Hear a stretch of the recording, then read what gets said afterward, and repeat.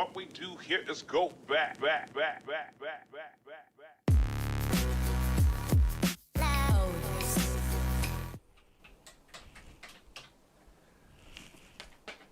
Ooh, that seems to be working. Good evening, everybody. Mike here, Mike's Unboxing Reviews and How To. Sorry, a little bit of a croaky voice today. Still getting over this cold I've had this week. So do bear with. My voice has probably gone a little bit deeper. I have noticed that the Elgato keeps on crapping out a little bit and going to a blank screen. So I might have to change. Oh, echo. Oh God, what have I done now?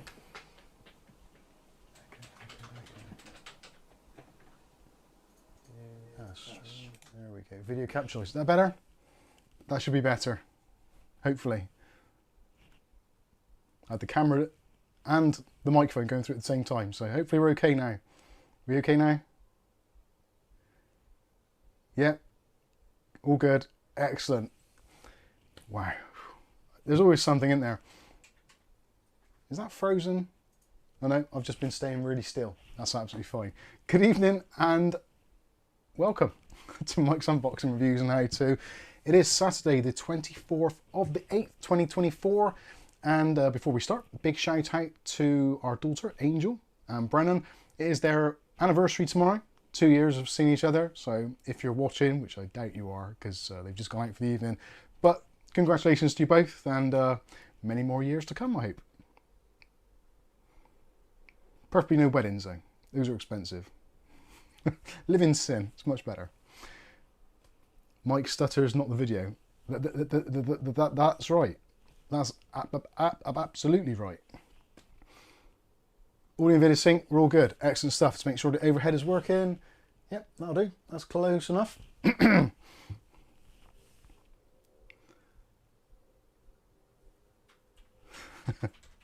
Just looking at the chat there. So yeah, thank you all for joining us tonight on the stream. We will be taking a look at the new Thermaltake View 380. I've actually done an unboxing and I've done my first impressions of it in a video which I recorded yesterday.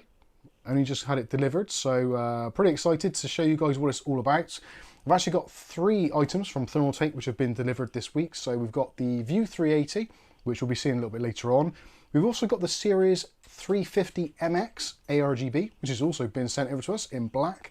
That's actually pretty stunning. I really do like that one as well. So potentially see how things go time-wise. We might take a sneak peek at that a little bit later on. And also, they have sent us, where did I put it? Over here. Oh, does it? Right, okay. I will, bear me a second, before I start this, I'll switch the channel on the Elgato to make sure that it doesn't drop out. There does seem to be something wrong with channel 1.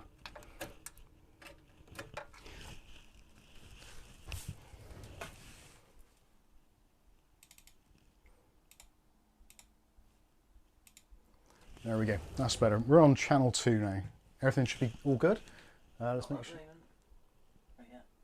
Video capture device, stream mic is working. Yeah, that looks good. Hopefully we're still okay. Let us know in the chat there. Overhead good, but Elgato keeps appearing on main screen. Okay, we'll see what's going on. There's some odd stuff going on with the computers today. As is always the case, always on a Saturday. Use the computer a little bit earlier on. It's in the device manager. There is a GPIO driver which cannot load for some reason. It says the resources are in use. So yeah, I've got no idea what's going on there. I haven't really changed anything that I'm aware of. So yeah, maybe just another one of those AMD things that happen from time to time when you do updates, which there was a new chipset driver out, but I did install that, so maybe it's that, I don't know. Yeah, it's worse. Computers, eh? What a pain in the backside. Let's redo super chats first. Oh, yeah, go on then. Did you give me the thing now? I didn't give you the remote, no. Let's acknowledge the super chats to start off with. I've made the mistake of actually putting my chat window over on the wrong side of the window, and it's really, really confusing. So the first super chat we had in, I think that's the only one actually, isn't it? Oh, I'm in top chat. I want to be in live chat, don't I? So I can see it all. And where was, I think it was Mick Woods, wasn't it? Yeah. Where are we? Mick Woods. No, I've not got it on my chat for some reason. Because it's not on the live chat. Why is that on there? It's on my live chat. Yeah, I haven't got it on there. Anyway. Which is your account. Thank you very much, Mick Woods, for the... Yeah, go on, you read it, Kath. My voice is dying already.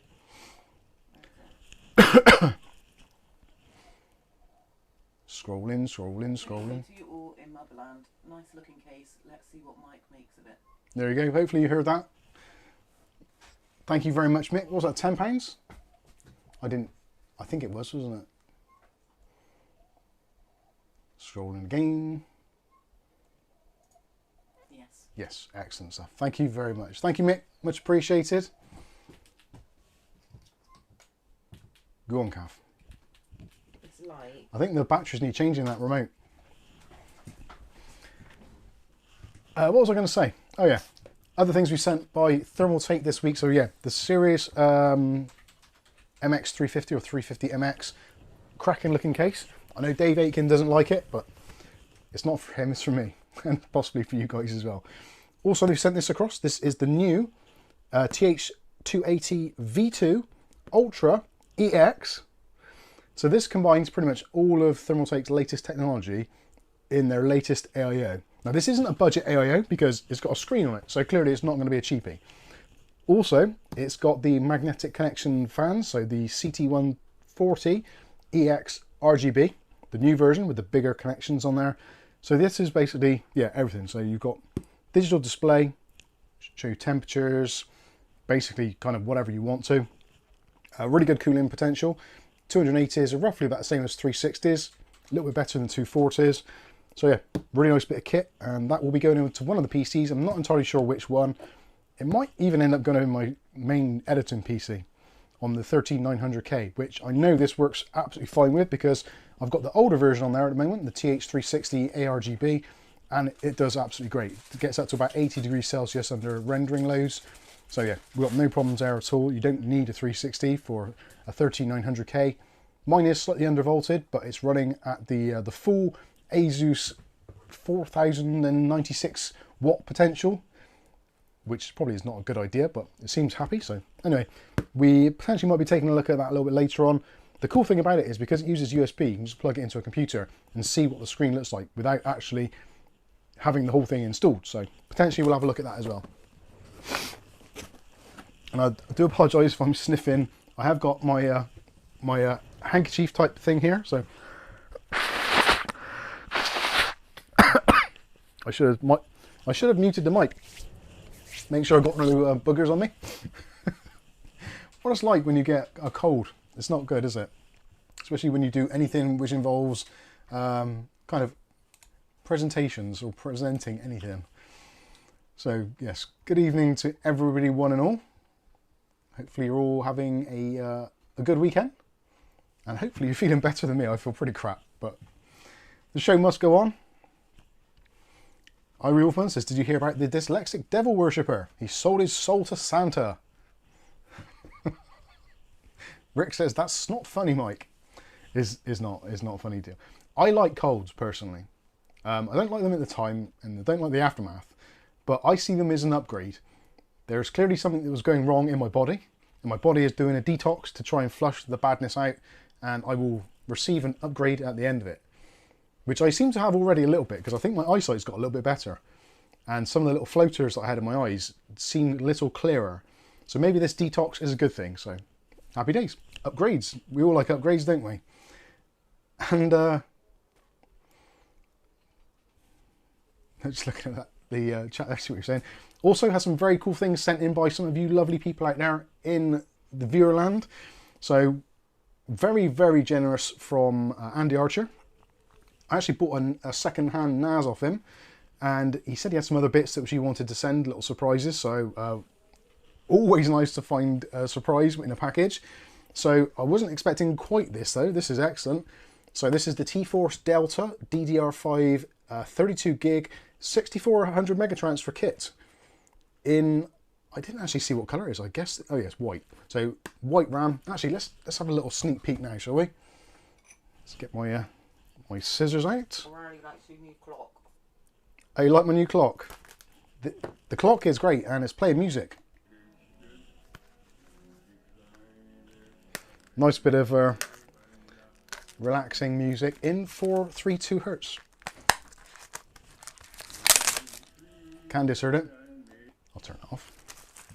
It's a very cool little speaker, that Divoom. I've had it here for ages, and I've never really found a great use for it, but it's kind of nice to have it there. I didn't review it. Reviewed it at least 4 years ago. And actually I left it in the box pretty much since then, and the battery was still charged. So yeah, that was pretty cool. It was the 7th of August. 7th of August. 2020. 2020, wow. So it's lasted 4 years. 4 years and it was still charged. Excellent. Wow, look at that. That is some pretty cool looking RAM. I've never really had any T-Force RAM. It's one of the companies which, I don't know, for some reason, it just doesn't seem to appear on my radar when I'm shopping very often. So, very interested to see what these perform like. Being that they're DDR5 6400 does pose some interesting challenges, because I'm guessing these are going to be XMP rather than Expo. Let's have a read on the back. They're actually CL32 as well, which is pretty nice. That's reasonably tight timings for what that is. But yeah, it just says, actually doesn't even mention XMP. So probably better suited towards Intel systems. So we're going to try them on that. Although I am interested to see how well they'll work with the new Ryzen 9000 series, which means I'm going to have to buy a Ryzen 9000 series processor to test that out.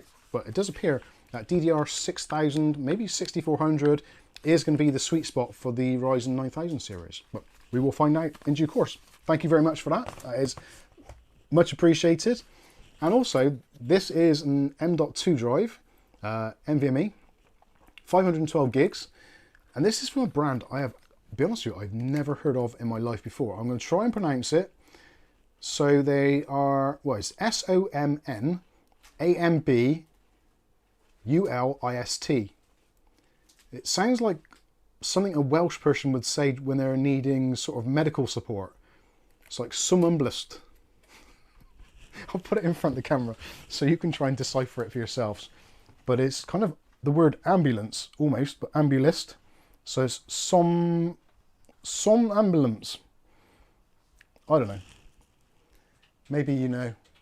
If you do, let me know in the chat. Okay, very cool. PCI Express Gen 3 x4 drive. Very cool. And actually quite an interesting label on there as well. Most drives and things these days are very plain and boring, where it's got a nice splash of colour all over it and some dragons. So yeah, that's some pretty cool stuff. So thank you, Andy. We appreciate that. Scott Stalker said he had one of those Divoons. Ah, did he? After you reviewed it. Oh, excellent. O'Reilly's installing his server upgrade at the moment. That's been a long day. Wow. Sky says, I've seen that brand on Amazon, never used it. Viali says, label's good, NVMe probably crap. It'd be interested to see what the actual RAM chips are. So when I do install it, I will do a little review on that. Try to see if it's... Slates to Sleepwalker. Sleepwalker, that's not a... Yeah, Sleepwalker is probably not... You don't really want to have the word sleep associated with a fast method of storage, do you? And walking as well. Sleeping and walking. The two things you probably wouldn't associate with something which is intended to be fast. But anyway, excellent stuff. Thank you very much, Andy. Like that a lot. Also, good friend of the channel, O'Reilly, sent in some foldable keyboards. Now, foldable keyboards is a very strange niche. And there's two here, one of which is, they're kind of foldable, but yet sort of ergonomic as well, if that is a possible thing with a portable keyboard. So this is basically sort of thing you could slip into maybe a jacket pocket or a jeans pocket. Probably not your back pocket, because if you sit on it, it's not going to do well. But you basically open it up, and there you go. There are your two halves of a keyboard. And it hasn't got a power button. And they came from Amazon, didn't they? Not Ali. They are from Amazon, I believe. And yeah, there's a little magnetic thing in there, and when you open it, that's what powers it on. So let's put the overhead on so you can have a look. So there you go. So you can type away. I'm not too sure if I can do the whole kind of two-handed typing thing, because I'm very much a kind of hunt and peck kind of typist. But you can see in terms of size, the actual buttons themselves are not too bad, and you've got dual space bars, which is interesting. Did I pair this with the computer already? I'm not sure if I did. No, I didn't.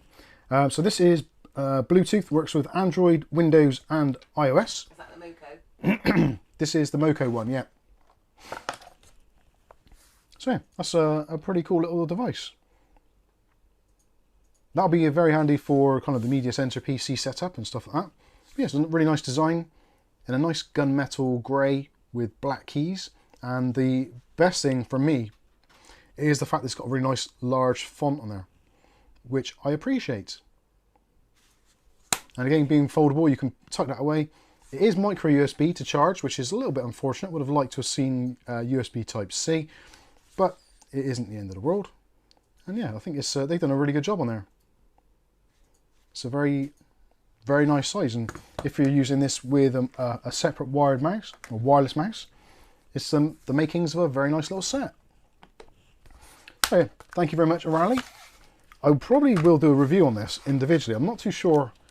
I'm trying to think out how I can do it, whether I just do a straight standalone video and go through it, or whether I do it as like trying to compare other folding keyboards, which is actually handy because we've got another one here. The spider just walked across the overhead, apparently.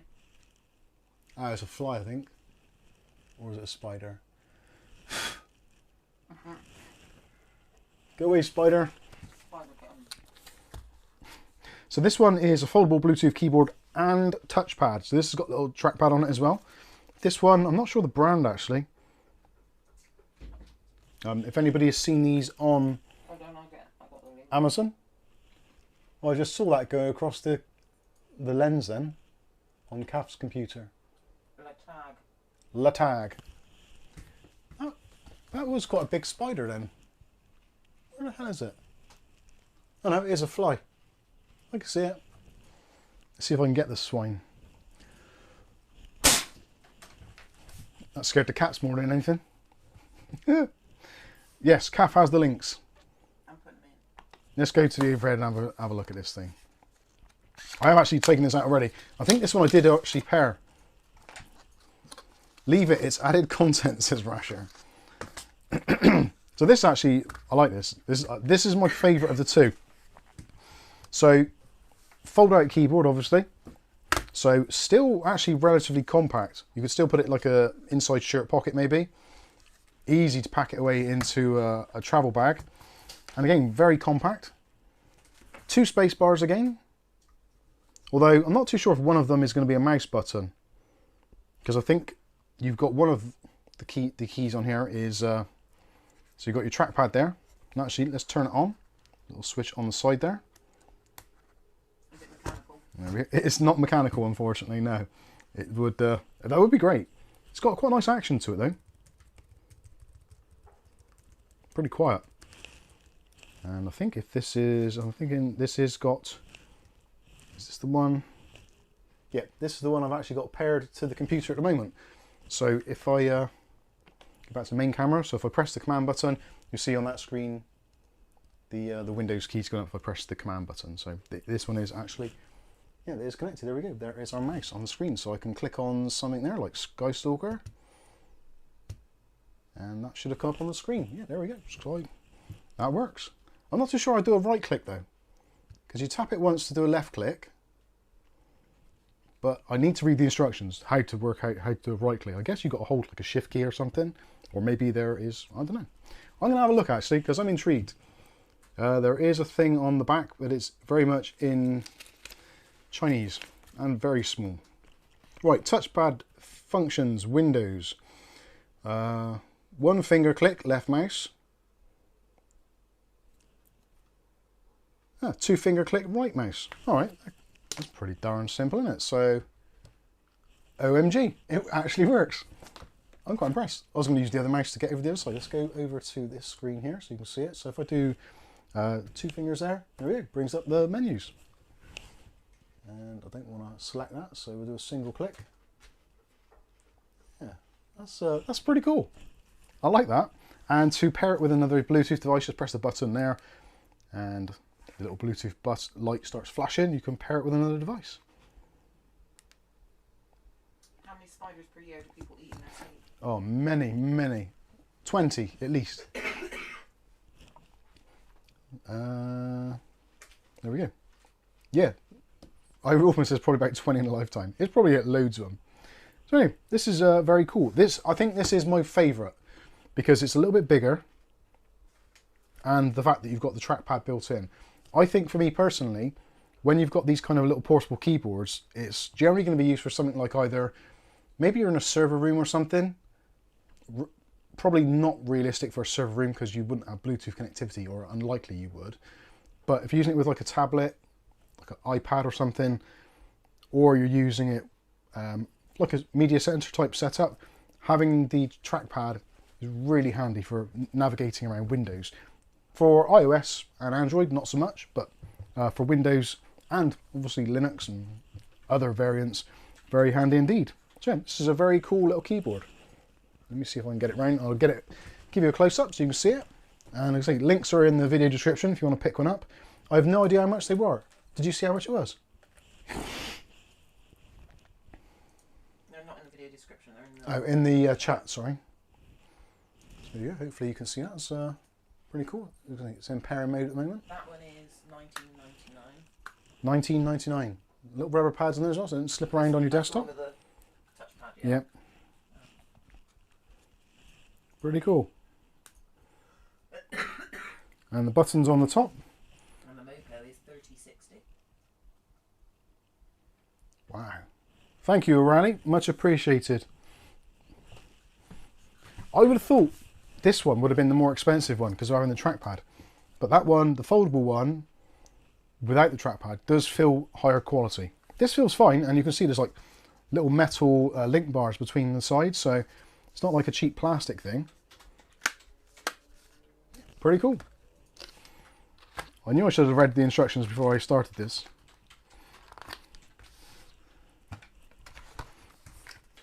And for anyone's asking, I don't know if there's a 10 keyless or a 60% version. Who wants 60% and 10 keyless anyway? We want either full size or we want portable. So anyway, those are pretty cool. You like those? And obviously the RAM, yeah, that's very, very generous. Thank you very much. I'll put that back up on the RAM shelf,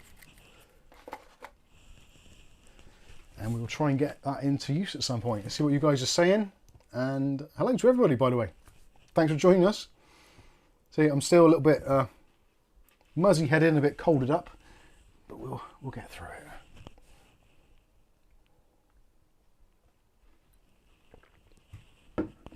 Sky says it needs a backlight. That would be actually pretty cool.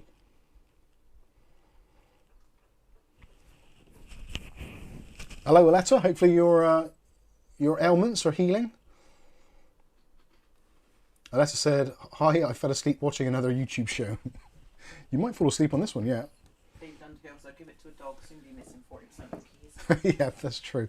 Our next door neighbour, their daughters has some puppies. What was their dog? What sort of dog is it? I think it's like one of those little, like bulldog type breeds. I think. Not sure. But apparently they're worth like a few thousand each, the puppies, and there's 7 of them. So, excellent stuff. Cool Cat says, "Good evening, Mike and Kathy." He called you Kathy. She hates that. Don't call her Kathy. Don't call her Kate or Kathy. Or Catherine you can get away with. Or Kath. That's fine. But not Kathy. Slavmat says, "Nice to be on your live video, mate." No worries. Glad to have you. O'Reilly says his server version migration has started. The actual install. And this has been running since, what, 9, 10 o'clock this morning? And it's now at 32%. Wish me luck. No pressure, but it's got to be ready for Tuesday morning. For those of you that are outside of the UK, maybe there's other countries that do as well, but on Monday, here in the United Kingdom, it is a bank holiday, which basically means that there's quite a few industries which are shut down. So it's basically a long weekend for summer people. It's the last bank holiday of the summer season. And actually, if today's weather is anything to go by, and if you've been watching that, you'll see that the temperature today, well, at the moment is about 14 degrees. It's basically chilly. Although I thought it was more than 14 degrees, but there's a bit of a wind. Today? The sun was out, but it was really windy. We got some storms headed in, hopefully tomorrow, because I'm working in the shop tomorrow, so hopefully it's absolutely pissing down. Torrential rain and gusts of wind. That'll be fantastic. because that'll keep customers out of the shop, and I could just sit there and answer all the YouTube questions, which would be good. That'd be very handy. Anyway, yeah, summer. What's happened to summer? We haven't really had a summer this year. It's been like an extended spring. We may get what they call an Indian summer, which I don't know. Why do they call it an Indian summer? Is it because in India their summer is later in the year? I don't know. Is there any Indian viewers who can answer that question for us? It would be useful for us to know. Mark Berry says it's been raining on and off all day here in Dorset. It was absolutely pissing down through the night. Woke me up a few times with the rain coming down really, really heavy. But did 2 loads of washing this afternoon. Yep, Kath did 2 loads of washing, so Lovely. happy days. Nice and Sky Stalker says it's 14 degrees here too. Missing summer already. I can't miss anything I've not had. We've not had a summer. It's been absolutely horrendous. The temperatures have been moderate, but it's just been grey and rubbish. But when you do get nice temperatures, it's always got that wind. Yeah. It's not been great, nice has it? temperatures away. Viali says we've had a really good summer here in Cramlington, Northumberland. I think that's where Rick is. That sort of area. He's had some pretty decent weather as well. Dutch Jan says the weather was very nice here. Oh, David Andrew says Indian summer refers to North America, not the Indian subcontinent. I never knew that. I am educated now. Partially. I still don't understand it, but I am slightly educated. Technique FPV says just built my PC and has some fan pump questions. So I hit about helpful with Discord, which it was not. They just said I got it all the wrong stuff and just bashed on my decisions. Huh. Which helpful Discord was that? Was it ours? I hope not. I certainly hope not. Yeah, without knowing what you've got, it's hard to say whether they were partially right or not. Sometimes people do make mistakes. And in the tech community, if you make a mistake, people tend to come down on you relatively hard, especially those that are actually on the kind of ascension. So there's groups of people on the internet, especially in the tech community. There's those at the very entry level who don't know a great deal at all and they're trying to learn everything they can. There's those that are in the middle that think they know more than they actually do. They're the ones you've got to watch out for, because they're the ones who will be sometimes a little bit nasty or seem like they've got a bit of an ego to them. And then you get the others which are a little bit more advanced than that, which kind of are like, oh God, here we go again. So it's good. So yeah, hopefully that wasn't our Discord that you're referring to. And I would like to think if you did come in with pump or fan problems, you would get a much better answer. And in fact, I'll put the link for the Discord in the chat, so you can head over there and join. It's completely free. Just click on the rules, agree to them, and post any problems you may have in one of the tech support rooms. Don't plaster it across all the tech channels or all the channels. Just put your question in one of the rooms, and when someone's available, they'll try and help you out. Or at least that's the theory. Perhaps not so much on a Saturday night when we're streaming, but you never know. Yes, Kath? Carl G. Ah, just coming off the end there. Carl G. Evening, Mike and Kath. It's your friendly Hartcliffer here. Had a nice surprise when I logged into YouTube and had notifications that I had a month's membership for your channel, so thank you. No problem. I'm not too sure who it came from. It would have been in probably last week's stream. So it may have been a rally. I'm not too sure who else donated memberships last week. My brain won't go that far back.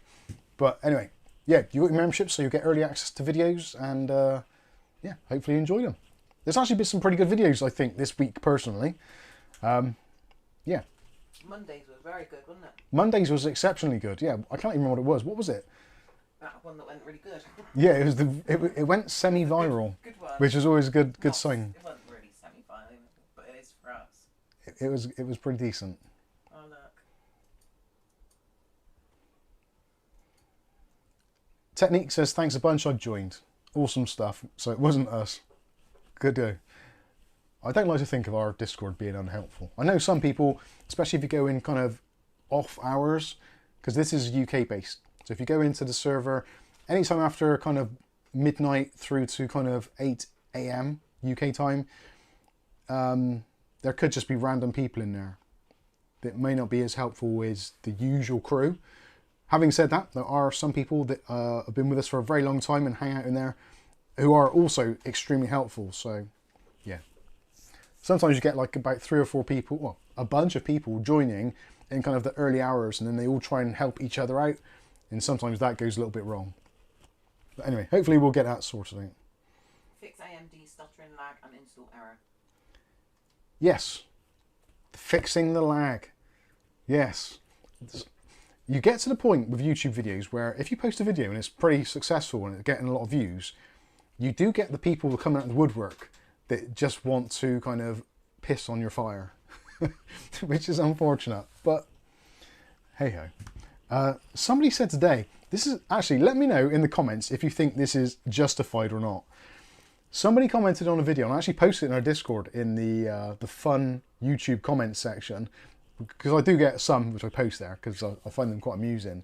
This one I find amusing, but also a little bit kind of just very trolly and just very superficial. Now, obviously, when we make YouTube videos, especially how-to videos, generally we will use a web browser. Now, pretty much everybody knows that Google, in terms of the Chrome browser, is essentially the market leader. I'm not too sure of the actual percentage share, but I'm guessing it's going to be somewhere around 70 to 80%, if not more. I don't know the actual figures, but it's a very high percentage. So the majority of people using the internet will have used Chrome, or at least Edge, which is Chromium based. So they will look and feel very similar. And this person's comment was a great one. It was, watch the video,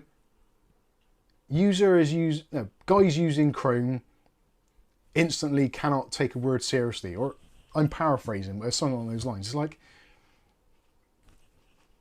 so my reply was, good riddance. People like you make me sick. I just, the head cold was getting to me, and I was like, patience is limited. It's just like, what a dick thing to say. Now, what do you expect me to use? Do you expect me to use Safari, which a very small amount of people will actually use? And then people will be like, in the comments, how do you do this in Chrome? Or how do you do this in Edge? Because the majority of people use that. And that is why video content creators, like myself and like Kath and whatever, all the other people, that is why generally when you make a video, you try to do it using either the settings or the software that the majority of people are used to. Because it's so much easier. And it's because it's the mainstream thing. So yeah, it was a very weird thing. Ah, dear. But Google Chrome is basically the market leader. Dutch Jan says it's at 77%. So yeah, I was pretty much about right. But somebody else said it was 64. Oh, 64. But it's in the high percentages. Like, what was it? Edge is like 5% or something. All the other browsers are basically kind of peanuts compared with what the Chrome browser gets used. So that's why you do it. Tony Beckett says, welcome to the internet where jerks thrive. Yeah, I think I did call him, did I call him a jerk? I'll have to bring up the Discord and have a look at it. I can't remember what it says. It's something along those lines, but yeah. There is a reason why we do things in a certain way, because it's easier to follow and understand.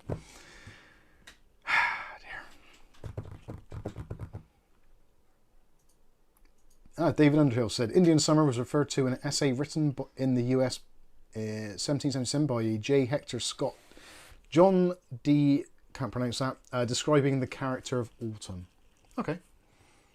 I still don't really understand it, but anyway. Carl G says there's no educating pork. I think you might be right. Mitch Hammond says, hi Mike, hope you're doing well. I am not doing too bad at all. John David Simmons says, more jerks on X, even the factual ones. To be honest with you, Twitter, or X, as it's now known, there are reasons why I should be on there for the channel, obviously, because it's another big platform. But so many people talk about how much crap there is on X. But the thing is, I think whenever I used X or Twitter previously, I always found it to be okay because I just posted links to videos or comments on videos, that type of thing. and I didn't really engage with the whole wider aspect of the social media, like all the different genres and the news and all that kind of stuff. And I think that's, if you get involved with the news and political stuff and what's going on in the world, obviously everyone is so polarized these days, so you're going to find people that you don't agree with or have got diametrically opposed views to your own. So you're going to find that. Unfortunately, it's just the way of the world. Probably all trolls trying to divide us. Yeah. Division trolls, that's what it is. O'Reilly says it seems to have been completed successfully. Congratulations. PC will restart in a few moments. First half of the server migration done. God, words is hard.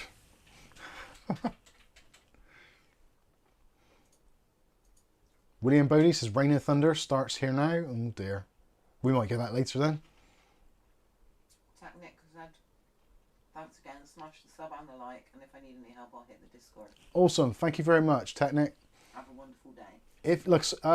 If you are, I did notice actually this week, somebody in the Discord was asking about fan and pump settings for GIGABYTE motherboards, and I could have sworn that I'd done a video on how to set up the fans and all that stuff in the BIOS for GIGABYTE motherboards and in software, but it doesn't seem that I did. Or at least if I did, I cannot find it. So if I can't find it, there's no way that anyone else is going to find it. So I have put that on my board. So I will do 2 videos. I'll do one video on how to set up GIGABYTE fans in the BIOS, and I'll also do a separate one using the GIGABYTE software. So expect that to be coming out very shortly. I've done one definitely for ASUS. I've definitely done one for ASRock. And I'm 100% sure I've done one from MSI. I've probably done it numerous times for MSI. So, yeah, I don't know why I haven't done the GIGABYTE one. I did do it in some depth in the BIOS tour for the A520. And I think that's what it is. I did it in the BIOS tour videos, but I haven't done a standalone one, so it's hard to search for it. So I will do that. Just to cover bases. I would do a BioStar one, but has anybody got a BioStar board? Let me know. BioStar.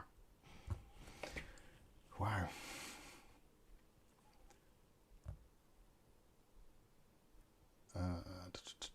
Someone said there, hey, FZ says, Mike, do you game? I try to, when I can. I play some Wreckfest, CS2, what else is there? Fortnite, play that every now and then. Most of the games that I play are ones which you kind of can just dip into. I don't really play, like Starfield I played a little bit when it came out, just out of curiosity, but I lost interest very quickly. Fallout 4, same sort of thing. Fallout 76, again, that was, I lost interest in that very quickly. I have limited time and limited attention span to think about what I said there. Microsoft Flight as well, of course, yeah. Microsoft Flight is one of the weird ones that I really enjoy playing it, but it's one of those games, it's quite time consuming, and if you just dip into it every now and then, I end up doing the same things over and over, which is like the landing challenges, which I'm actually getting quite good at, but yeah. And also a big trouble with that particular title is unless you've got it running in the background all the time, when you actually do come to want to play it for like 10 minutes or half an hour or something, you're probably going to spend 5-10 minutes doing updates because there's massive updates. Anyway, yes, I do game a little bit. Not a lot, but I do.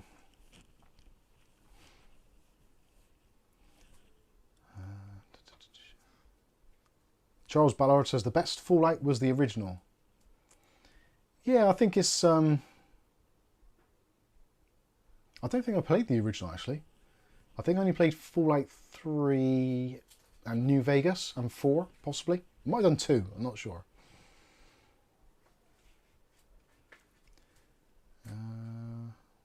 Right, I think that is pretty much it. We're about an hour in, so it's probably a good time to actually get this case out and take a look at it. If you've got any questions in the meantime, feel free to chuck them in the chat. I was going to go out into the hallway and grab the case because it's we just got no room in here at all. It's, as per usual, it's absolutely ridiculous. Rammed with stuff. I really should have done a channel on something else smaller, like gold rings or watches or SD cards. Yeah. Mike's micro SD card unboxing and reviews. Sorry for the sniff. Okay, so to start off, I'll show you the box. Oh, that's the wrong one. That's the Ceres 350. I grabbed the wrong box. I'm going to sneeze now. Told you. Right, where is... Oh, it's upstairs, isn't it? Of course.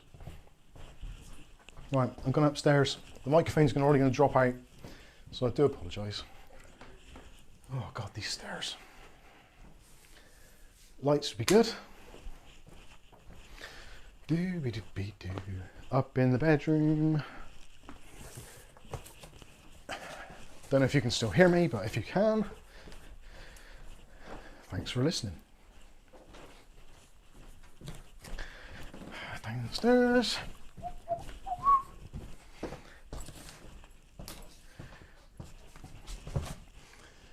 Lights off. Oh, out of breath now. Right, take two. There we go. We'll get my breath back in there. So, this is the packaging. It's not very elaborate. So, two versions available. Well, there's actually four. But they've got the View 380 TG ARGB and also the Snow version. In terms of specifications, I'll flip it round. You probably won't be able to read that, but dimensions, you're looking at 410 millimeters high, 285 deep, 440 millimeters long, I suppose. And you're looking at around about 7 kilos, I think it is. CPU cooler support up to 160 mil. VGA cards up to 415 mil.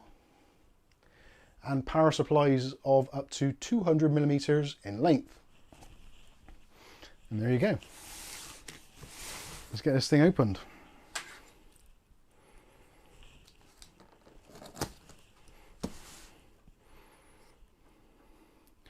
Personally, I think this is, if you think of this as the upgrade to the View 270, it shares an awful lot of design characteristics with the View 270.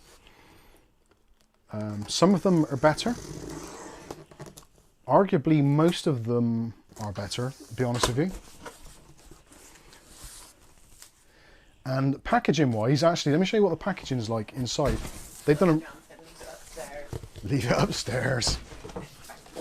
So, in terms of packaging, you get this really nice spongy styrofoam. Hopefully you can just about see that. Yeah, you can. Great. They've also put a support pillar, cardboard support pillar, which is that really strong cardboard, for that corner pillar to protect it. Yeah. Have you heard that GPUs are sagging in reverse because of the GPU support? Many GPUs die because of it. Vertical is the safer option for heavy cards. Our Wolfman. No, I hadn't heard that. That doesn't make a lot of sense. Because vertical mount is very well supported. I'm trying to work out how they would sag. I guess I'd be interested to see the actual well, not so much the proof, but the article that is related to, because that sounds like it is kind of impossible.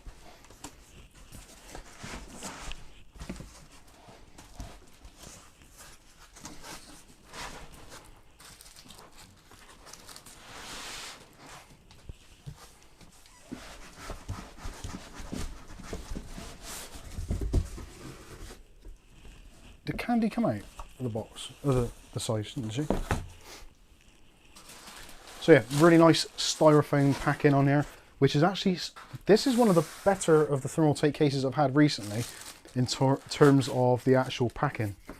There's been a couple which I would say arguably have been pretty shocking, where they've used foam rather than this, well, not foam, what's that stuff that just falls into little balls? Polystyrene. And polystyrene isn't really that good for the transportation of a computer case, because it's got a tendency to crack, especially if it gets any kind of little bumps or knocks.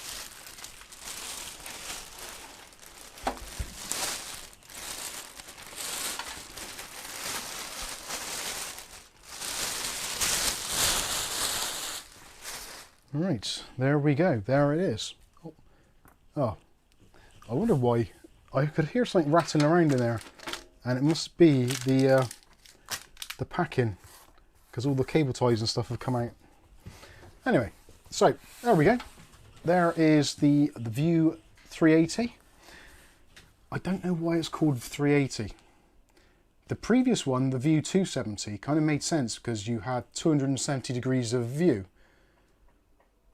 But you can't have 380 degrees of view because that's more than 360, which is the whole thing. So I'm not too sure where they've come up with the naming scheme for that, but no doubt there is a reason behind it. Maybe it's, I don't know, 38 litres inside? I don't know. I have no idea. Anyway, so dual tempered glass, as you would expect with all these kind of fish tank style cases. To remove the panels, it's very easy to do, although whilst in transit, there is an additional screw in the top here, which you do need to remove. You can put it back in if you want to after. I've chosen not to for ease of access. There's a little clasp at the top here. So all you do is just pop that out and the glass, or the whole section comes out. I'm not sure if you're going to be able to see it very well, but there's a little screw hole just there, which goes in through this bit here. So you can secure that if you want to, whilst it's in transit, or if you just don't want kids playing around with it, the choice is yours. And it uses those typical plastic kind of push plug things, which keeps it all nice and secure. Still a stupid fish tank. Case looks similar to the Pano 100R MSI case. It's very similar to a lot of cases, to be honest with you. That is the whole thing with the case industry these days. There's not really a lot to separate them, which is why, for some instances, it's actually better for us as consumers that they all are very similar. Because if you've got, say for instance, you're trying to sell something yourself, and say for instance it's a car, and there's loads of different cars, they're basically all the same, similar mileage, similar condition, similar years, etc, etc. So in that instance, if you want to sell your product, what are you forced to do? Generally, if you want to sell it, you're forced to lower the price. Whether that's going to happen with this, I honestly don't know. Now, if you do a search for this at the moment online, you will find some prices. I would take those prices currently with a very large grain of salt, because it's not officially available in the UK yet. And actually, I'm not even sure if I'm supposed to be showing you this on the stream. I haven't been told I can't, and I haven't been told there's an embargo date, so I'm kind of just going with the flow. I noticed there's nobody else who's got a video on it, so hey, why not get in there? If I get into trouble, maybe we won't see any more Thermaltake stuff on the channel, or I'll just get my my knuckles wrapped a little bit. Anyway, I digress.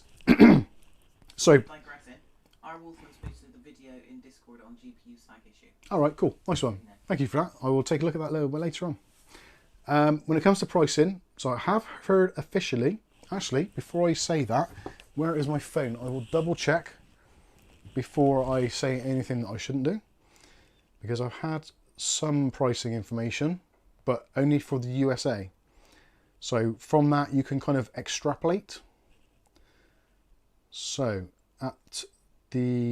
as of Friday, the official price for the View 380 in the USA, $99. Whether that's plus or minus taxes, I don't know. The Ceres 350 MX in all colours, £119. For the View 360, I believe there may be one or two models in some of the colours which may be $109 rather than $99. Now, if you take into consideration the conversion price for dollars to UK pounds, that would normally put this, I think, around about 75 to 80 pounds. Rasher said it's on Amazon for £84. Yeah, so if it's on Amazon for £84, that sounds about right. I am still slightly hesitant at that price, if I'm completely honest. Now, you guys know me, I say what I think.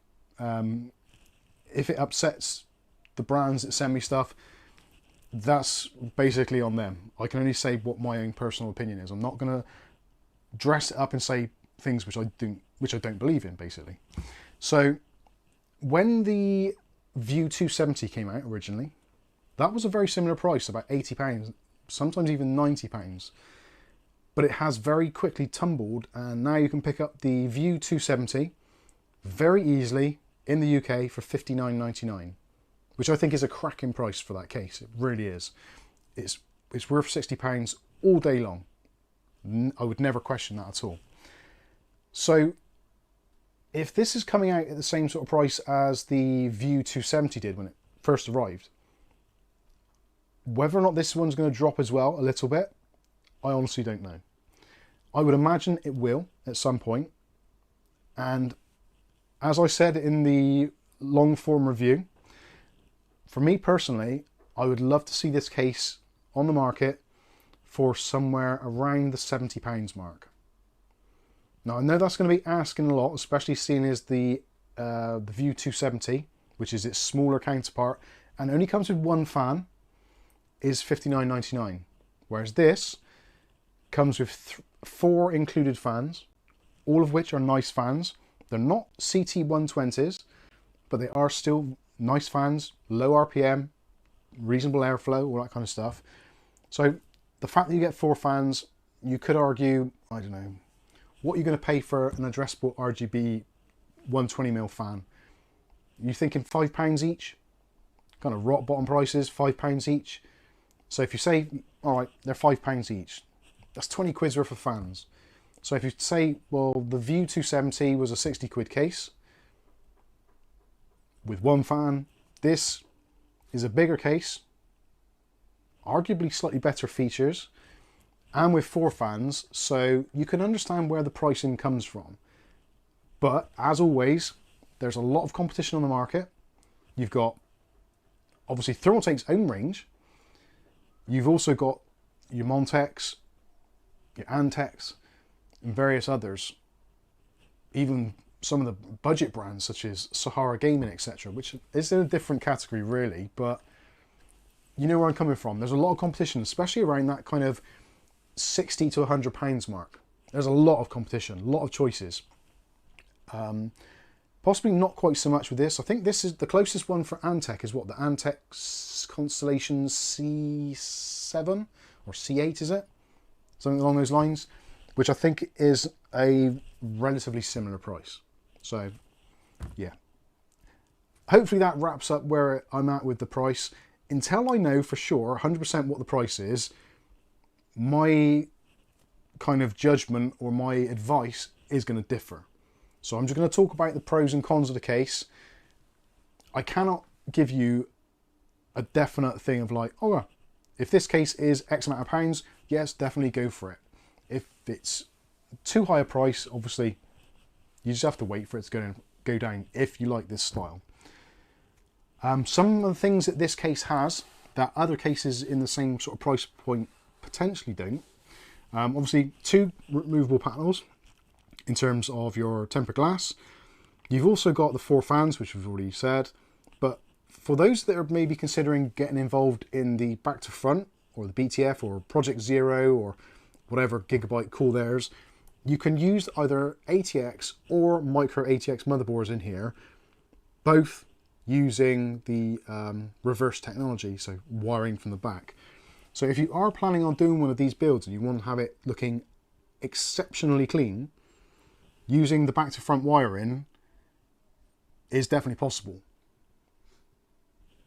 I'm not too sure what's happening with the BTF stuff, because BTF was kind of being plastered everywhere. You had the Project Zero from MSI, they posted a load of stuff.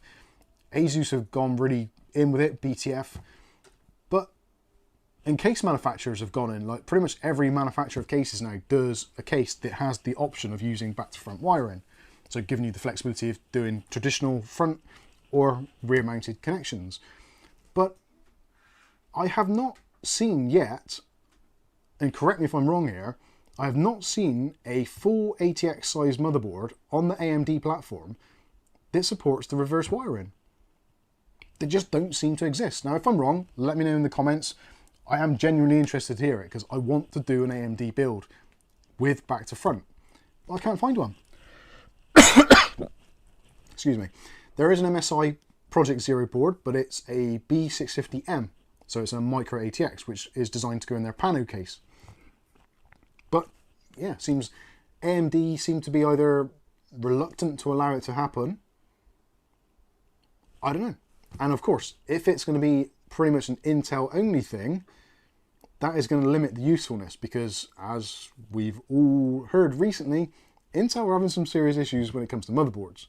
So especially we're at the end of the 14th gen, so people are less likely to be going out and buying new boards for Intel platform when we've got the new Core series about to come out in October. Whether or not there's going to be a load of back to front boards on that, I honestly don't know. Recently there's Gamescom, which was this week, and ASUS and a couple of other brands have been showing off their new 800 series chipsets for AMD on the AM5 platform, and I have not seen a single back to front based board. So the back to front thing, which a lot of case manufacturers have gone really like all in on, and clearly it's costing them to design this extra stuff in, but it seems the motherboard manufacturers don't seem willing to support it, and especially AMD, which for me is really disappointing. Anyway, so whether you see that as a bonus, an added feature or whatever, I don't know. I think it is because it gives you the flexibility should you want to do it, but being that they seem to be really slow in doing these boards, it does make me wonder. And the thing is, it's not a hard thing to do. Literally, the connectors are on the back of where they are on the boards. That can't be that hard to implement. It honestly can't. And you'd think even somebody with a decent skill with a soldering iron could probably do it for themselves. Let's be honest. Anyway, I'm going to get off that subject because it does wind me up a little bit. So, fans. Also, what they've done with the fans is actually quite interesting. They've actually put the Thermaltake logos on the back. So you have got the arms showing. So these aren't reverse fans, but they are put in, so they're drawing air in, but they've got the Thermaltake logo on the back, rather than being on the front, as it would be traditionally, like you can see, well, you can't really see it on that one there. So yeah, they've used relatively cheap fans, but they've made them look as if they are reverse blade fans, which is, yeah, pretty cool. Anyway, moving around from there. So on the front, you've got some ventilation down the side here. Nice, very fine mesh. So good for airflow and actually quite good for dust filtration. So that's going to be taking it into the back of the case. So either being pulled in or pushed out from the inside. Those fans are pushing in, so yeah, it's going to draw air in. So if you've got this up against a wall and that's all blocked off on the back, it's still going to pull in some air from the sides, which is yeah, pretty cool. Discrete Thermaltake logo on the bottom there. And when it comes to the back, you've got a complete mesh back. So if you've got a motherboard which is prone for giving off a lot of heat around the VRM area, it's got a little bit more ventilation than it would if it was a solid panel, which I appreciate. Also, you will get a very subtle kind of glow from the fans which are installed there, and maybe a little bit from the top as well. So in terms of illumination and the general overall aesthetic, I think it's going to look quite nice. Again, with the back panel, it's actually quite easy to take off.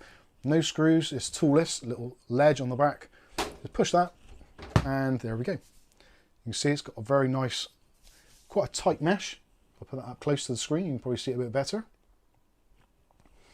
So it's actually quite tight, so not huge for airflow, but a very good kind of halfway house because there's so many perforations there.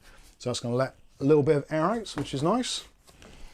And then you can see inside what we've got going on. So I've done a very small amount of cable management just to get those cables out of the way of the fans, but there's loads of tie down points. We've also got rubber grommets as well, which you don't always get in some of the cheaper cases. So it's nice that they've added a bit of potential price to it, and they've got the rubber grommets, which actually are removable.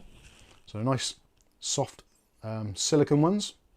At least they feel like silicone. I don't know if they are. They could be rubber. They feel more like silicone. So you've got those. There are 2 down the side for the fans and 2 at the top for the kind of EPS, or if you're putting a radiator in, that sort of thing. And let's see how easy they are to put back in, because I've not tried this yet. I think because they're quite a soft silicone, they should be quite easy to do.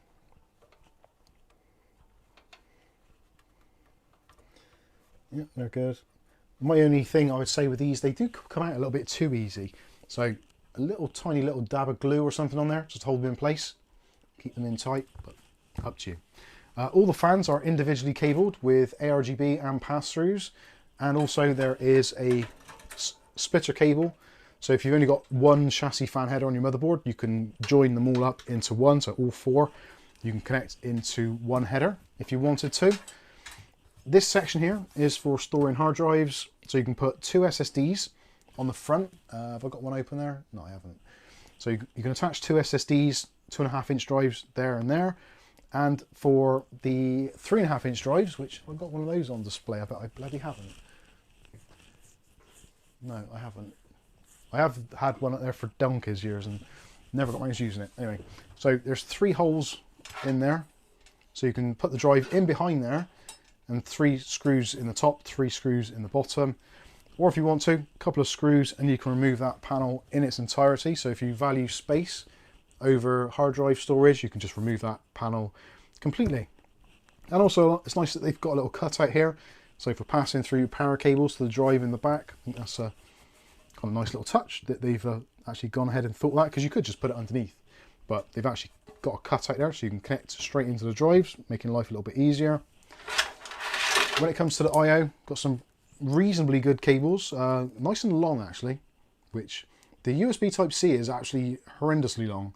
But I think they've done that so that if you have a motherboard which doesn't have a USB Type-C, you can install a PCI Express card in here and route it all the way through to that card and still have plenty of cable. So yeah, that's pretty cool. So you've got USB 3.2 Gen 2 Type-C. You also got 2 USB 3.0s, so 5 gigabit per second.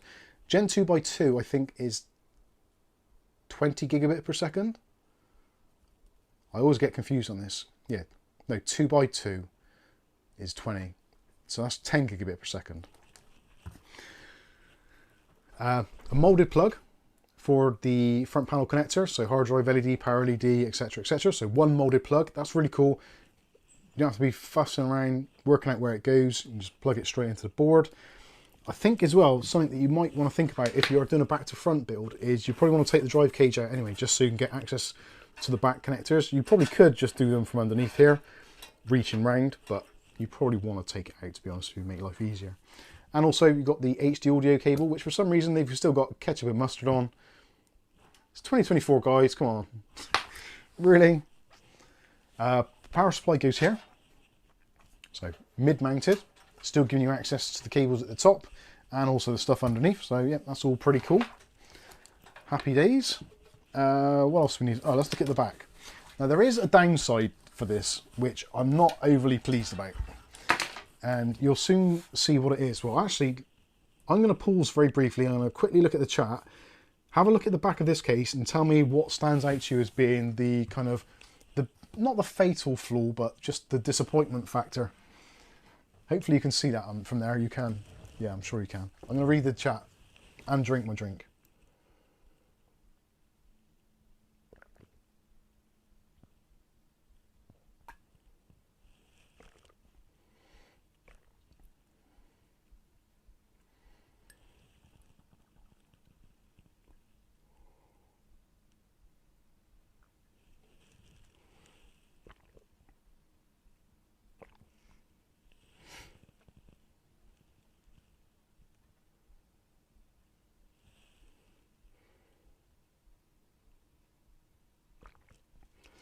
Right, just looking at your no vertical GPU mount. That is one thing, yes. Let me blow my nose a minute. I do apologise for this. Where's my microphone? And then turn it on when you finish. Where's my mute button?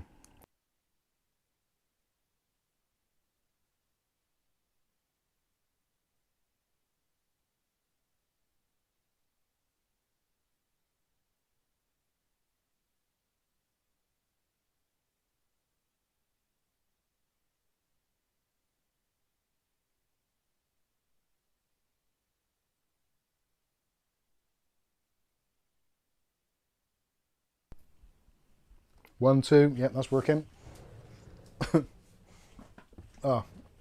Microfiber cloth for a tissue is not a good idea, especially when there's cat hairs on it. I think I've just ingested more cat hairs. So let me read through here.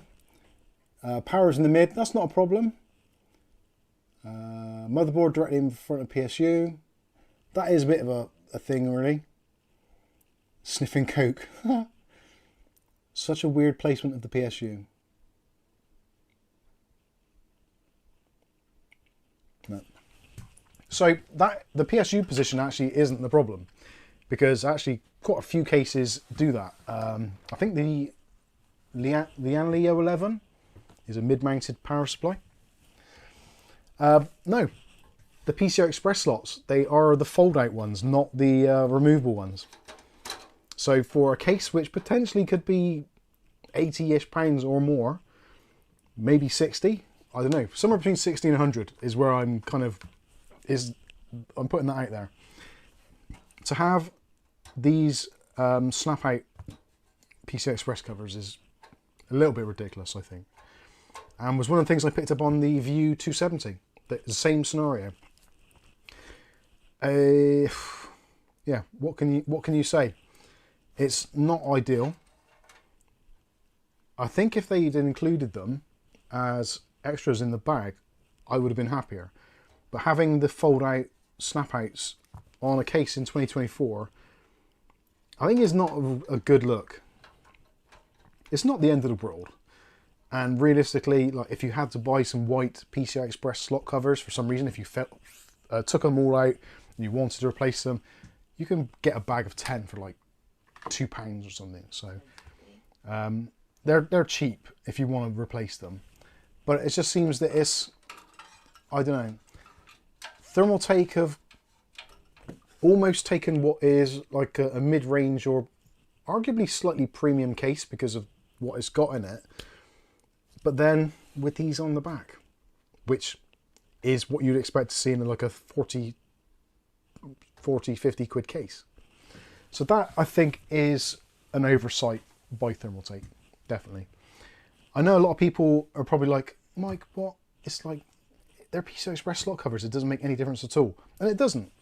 In reality, it doesn't make any difference whatsoever. But it's one of those things, the illusion of a quality case with those brackets which you can take out. And of course, as mentioned in the chat, no option for vertical mounting, which in these kind of fish tank cases is actually quite a popular thing for people to do, especially when you've got people like height, etc. Basically making it so you've got no option other than that. So yeah, I think there's definitely some pros and cons to this case. The cons obviously being potentially the price, the slot covers possibly. For some people, from judging by your feedback in the comments there already, the power supply placement, I'm not bothered about that. I think that's absolutely fine where it is because you've still got access to the key things, the connections on the top.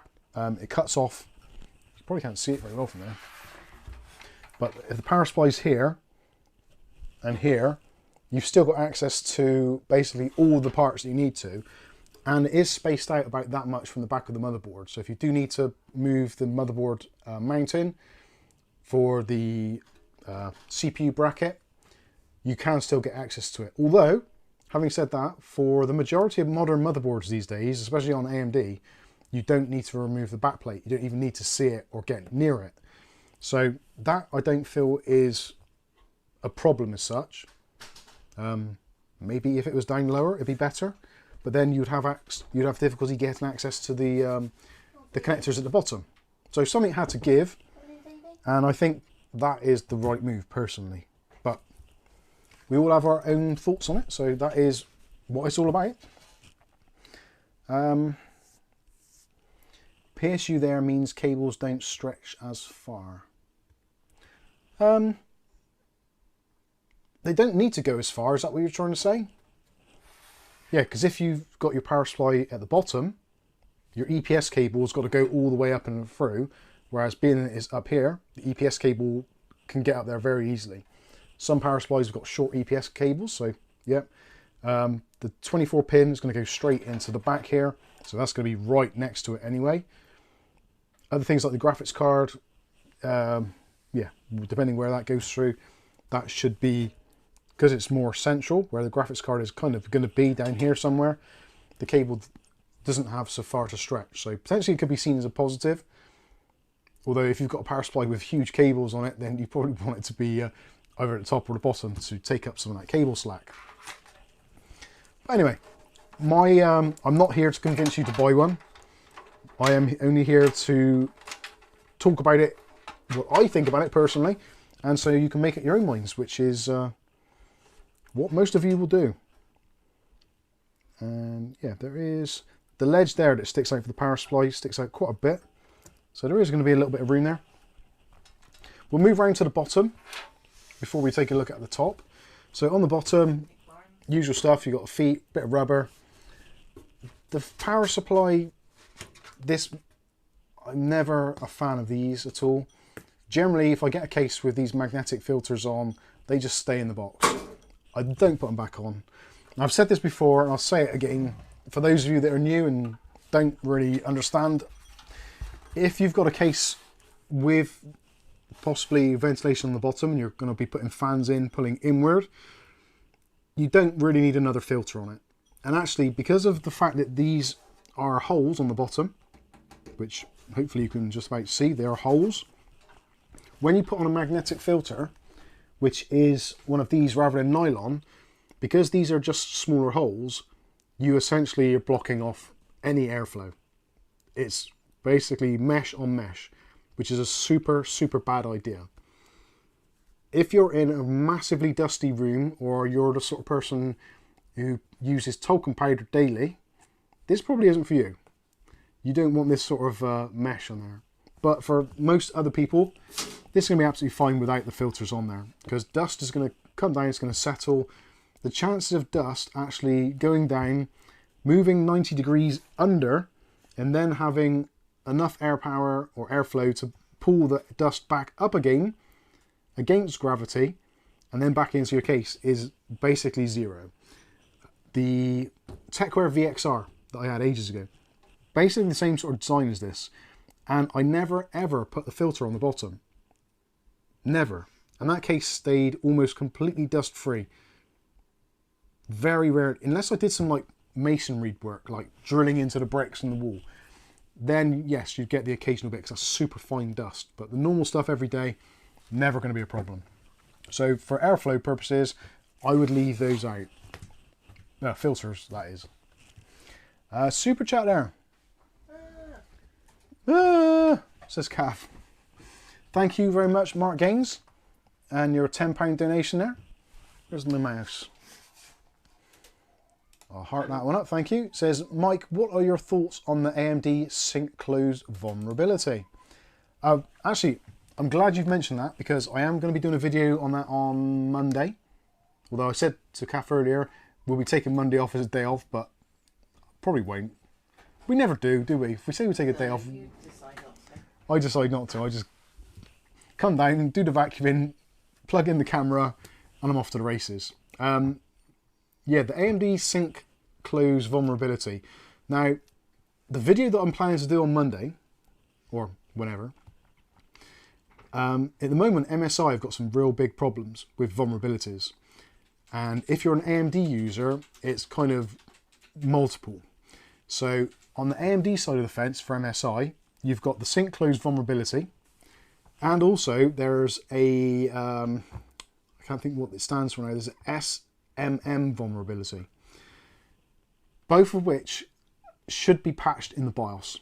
So effectively, if you've got an MSI motherboard, just update your BIOS. Don't wait for the video to come out, just update your BIOS. It's really important that you do your Windows updates and update your BIOS. Now, the sync close vulnerability is probably going to lose us a little bit of performance, as are most BIOS updates these days, because essentially what BIOS updates are doing now, they're just plug-in holes in the operating system and the way that the motherboard works.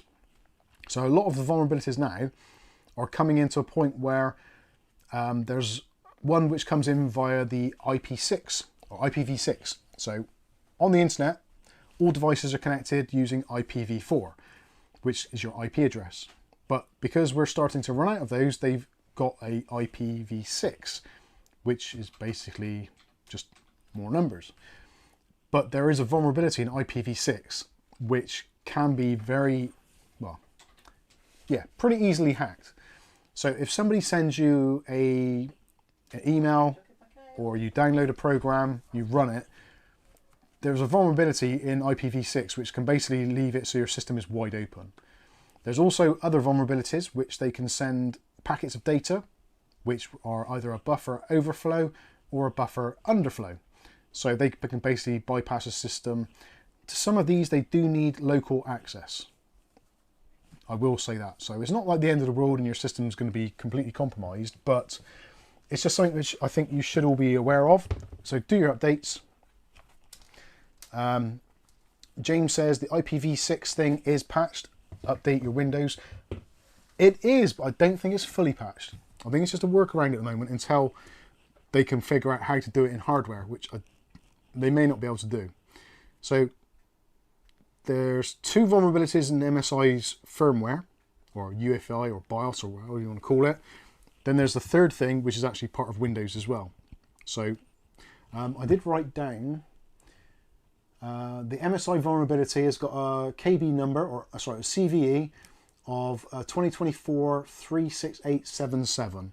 So if you type that into Google, 2024-36877, you can read about that there.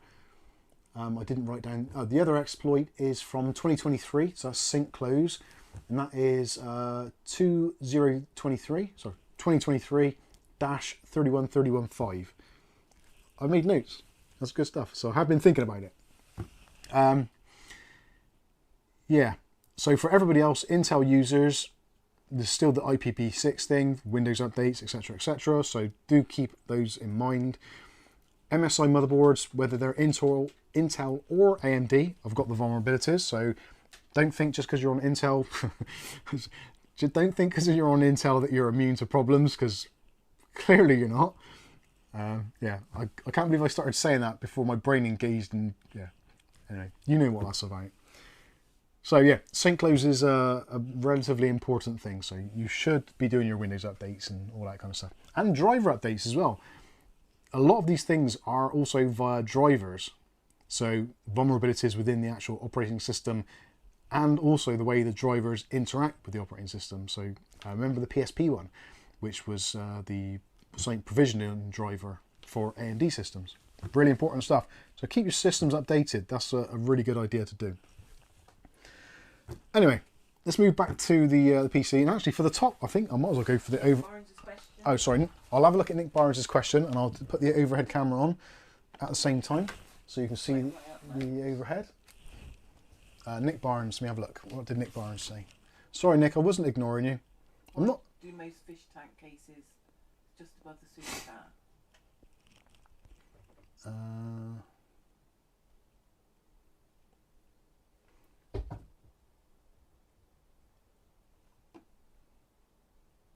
There we go.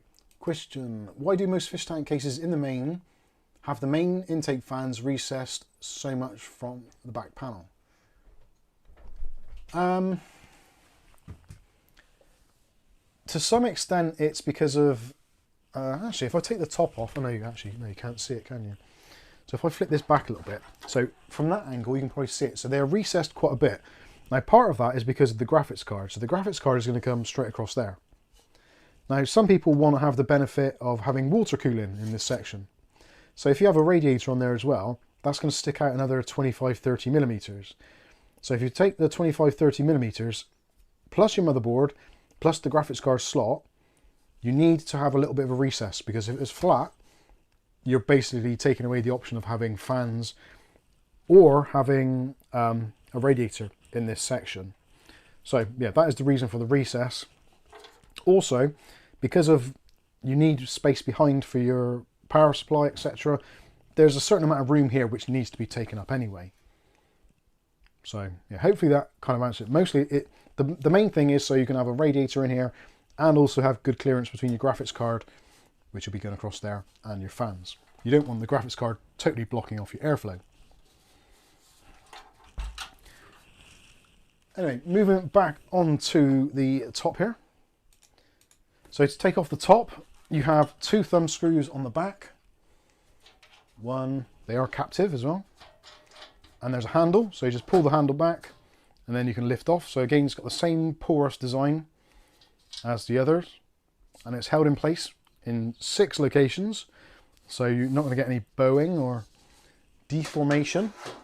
And from there you can see you can put in a 360mm radiator, 3 120mm fans, or a 240mm radiator.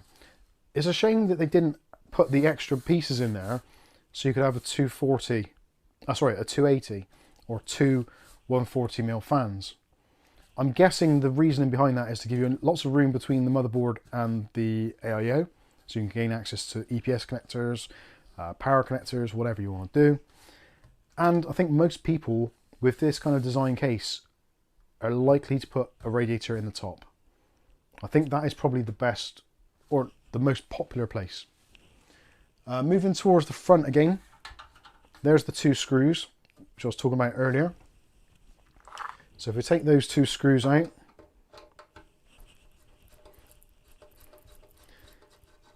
this section is structural. So you take those out and then you can pull out the glass.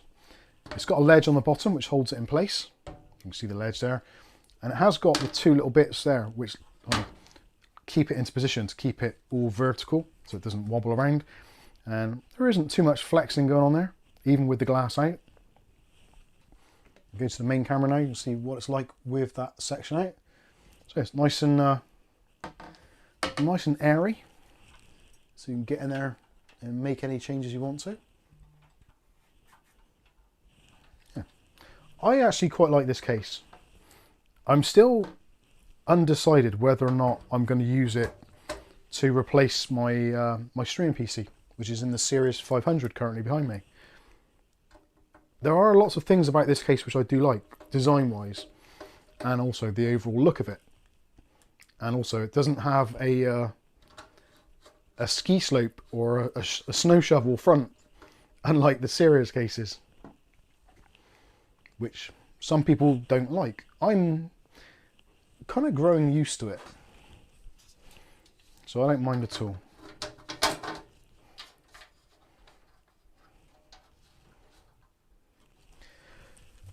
Excuse me. So yeah, that is that's pretty much it for the case. Did you want to see the fans lit up? I don't know if you do or not. If you do, let me know. I'll get the power supply out and we'll quickly fire them up so you can see what they look like and see what the noise profile is like. The fans I haven't mentioned actually. The RPM on the fans is between 300 RPM and 1000 RPM, which I think is actually quite a good decision, because the majority of people that are buying this, I think, are going to be like entry-level buyers or new builds, and they probably don't know too much about setting up their fans. And even at 1000 RPM, it's basically not far off being silent. So you can basically connect them to any connector you want to, and they're just going to run absolutely fine. You're not going to hear them, and they're going to move a reasonable amount of air. So let me know. I will have a look in the chat and see what you guys are thinking. Yes, please, fans. Soul Blade says, I love it. James says, the only thing I don't like about my View 51 is the weight. Well, I'm not a small bloke.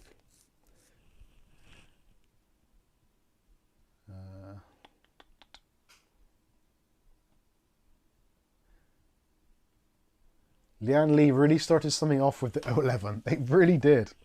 Yeah, it's they started an entire industry, or kick-started an industry, I suppose you would say. So I'll get my little GameMax control hub, and we'll quickly fire this up. Luckily I've got my power supply ready. Gladiators ready. Some of you will understand that reference. The majority of you won't.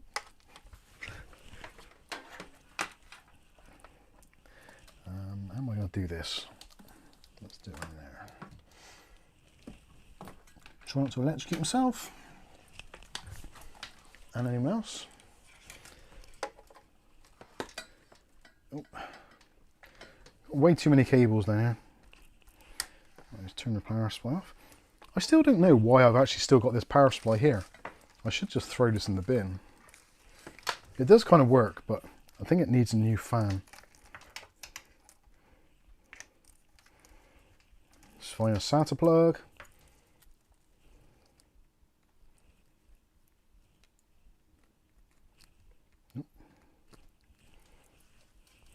Let's plug in some fans.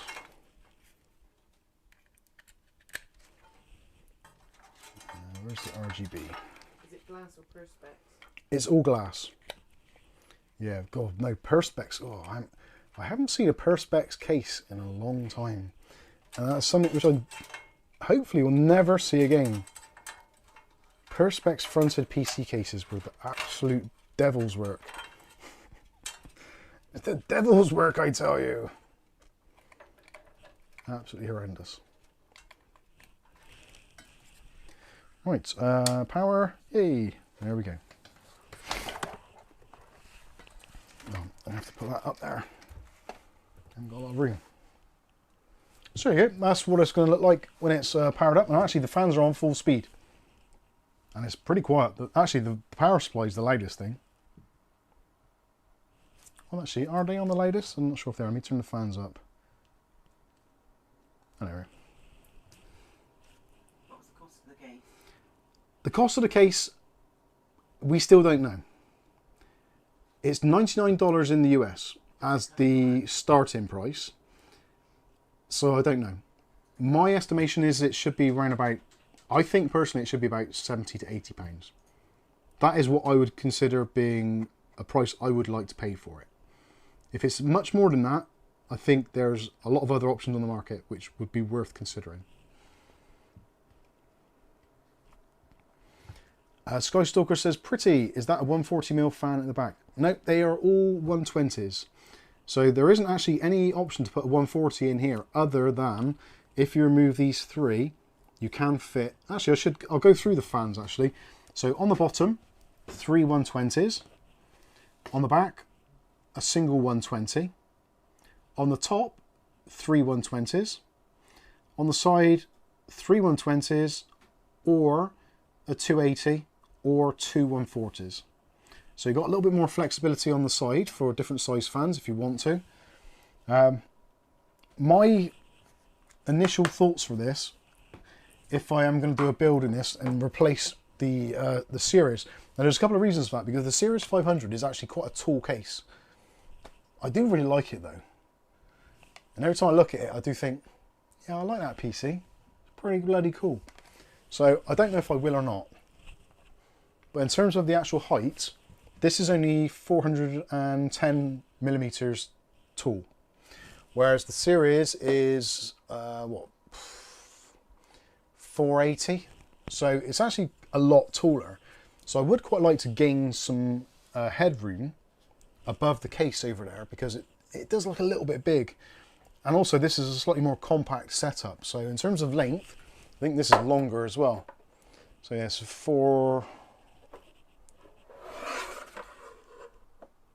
it's about 500mm. Whereas this, I think, was, actually, what did I write down as? I'm reading my notes. 440. So it's about 2 inches shorter. So it's a bit smaller overall in almost all directions, other than width-wise, looking at 11 inches. And this one is 10. So it's about an inch deeper. I don't know. I quite like the look of it. I think it's an interesting look. I was going to put in, I've got the Thermaltake CT120 EX reverse blade fans, which are the magnetic joined together ones. And my thoughts for these, I've got 6 of these, and I got 6 of the normal airflow ones. So I can replace all the fans in here with the newer CTEX ones, which would reduce the cabling considerably. because then all I need is a single block connector for each group of fans.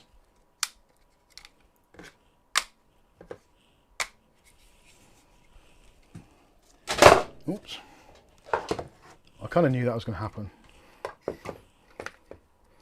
me just undo this.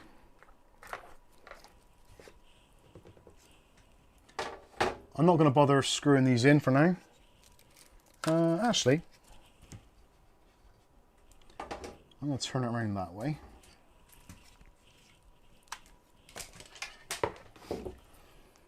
And I'm going to run the cables out underneath.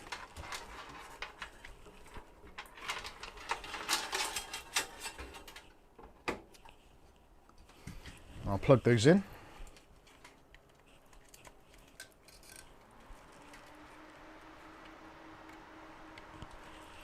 Those bad boys move a bit of air. Oh, catching on something. So yeah, that is what it's going to kind of end up looking like. And I think with the ones on the bottom, and because the ledge is a little bit lower as well, I think that looks kind of nice. And also, I prefer what they do with the RGB, because these are RGB version 2, or ARGB 2. So they actually work as a long pass-through. So they pass the RGB signal across as, it looks as one unit. So rather than replicating the signal, each fan, this one passes the signal along. So you get a slightly nicer effect, I think, personally.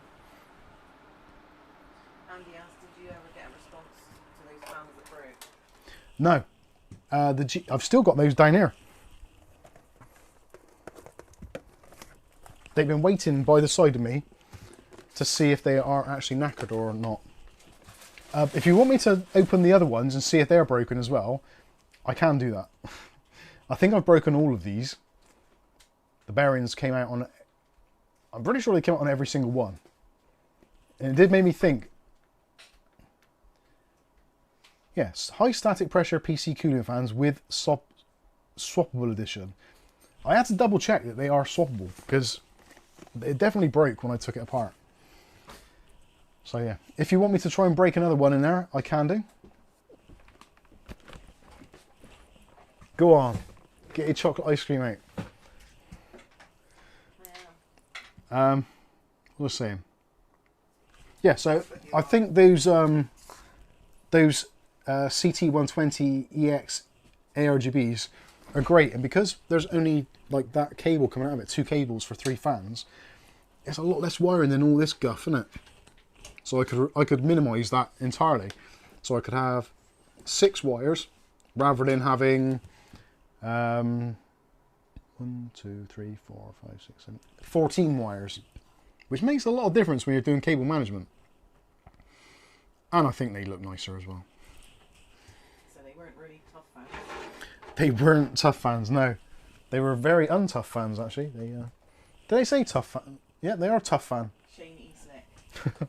Hey Shane. Good morning. Good morning. Yeah, Shane's in Australia. I think. Rasher says, Thermaltake ARGB fans are only about £4 each. Amazing if you can put up with the cabling. Yeah, that's kind of why I said about the ones that are included with the case. These are effectively the same as the kind of Thermaltake C12Ws, or C12CWs, I think they are. So yeah, they're not an expensive fan. So kind of 4 of them for 20 quid. I think at the moment a 3-pack here in the UK is about 15 to 16 pounds. So if you say 20 quid for the 4, you're kind of in the right ballpark. Whereas these ones, the CT120 EXs, they're going to add a lot of money to it. You're looking closer to 40, but you do get the option of having them being magnetically connected. And arguably better fans with, well, a lot more airflow. Just look at the size of the motor on the back. It's a big old motor in there. Big, I think it's a 4-pole motor. But yeah, that's my thoughts on it. So I was going to put in 3 reverse fans on the bottom, 3 reverse fans on the side here.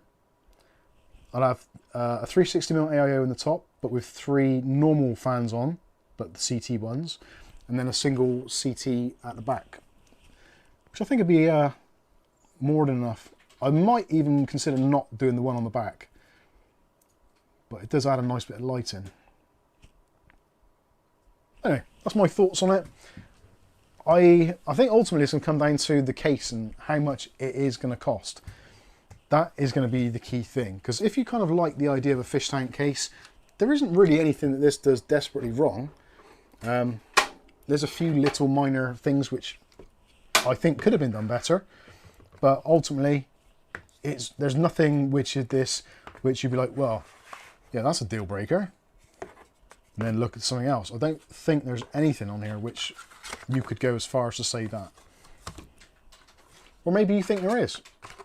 While I'm packing these away, let me know in the comments, is there anything about this case which is an absolute deal breaker for you?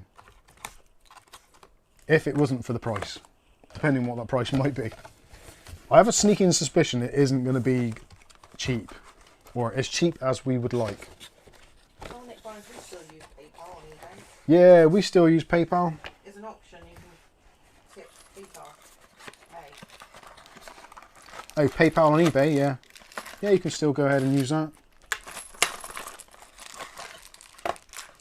On phone and computer. In fact, with most things these days, I think, even though a lot of people have got their issues with PayPal and that sort of stuff, I think it's probably one of the safer methods of payment these days. How strong is the motherboard tray? No, he's saying he hasn't got the option to pay that way. Oh, he hasn't got the option, okay. Motherboard tray's fine. I thought it was going to be a lot weaker than it is. What they've done is they've actually been pretty clever, and they've made it so that the motherboard tray has got lots of folds, vertical folds. So rather than being just a flat piece of metal, it's reinforced around every single cutout. So it's actually pretty rigid. I'd say there's no more movement in the motherboard tray than you'd get with a normal ATX style case.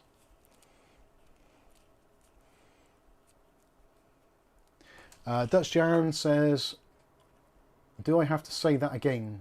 I don't know. Skystalker, does it feel like a sturdy case, Mike? Is the metal thick enough, or is that thin crap still? No, it seems okay. Like anything, there's going to be a little bit of flex to certain areas if you press on them, because it's just, that's the way cases are. But yeah, it doesn't feel like cheap crap or anything. If it did, I would say, to be fair.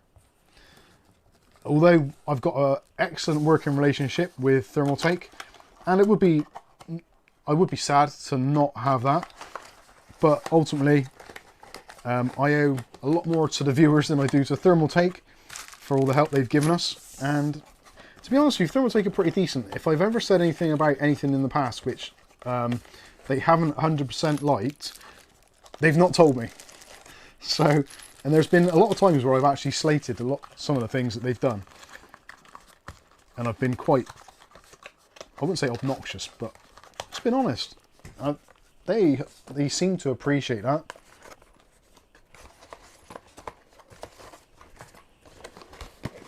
At least as far as I can tell, they do. They still answered emails, so I don't think I've done anything too bad. Was there some? Oh, no, never mind.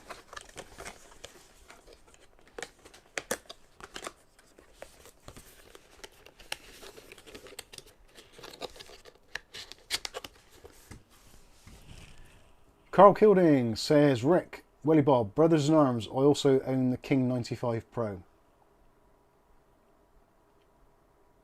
David Andrew says, I will not accept any payments except PayPal and PayID, direct payments from bank.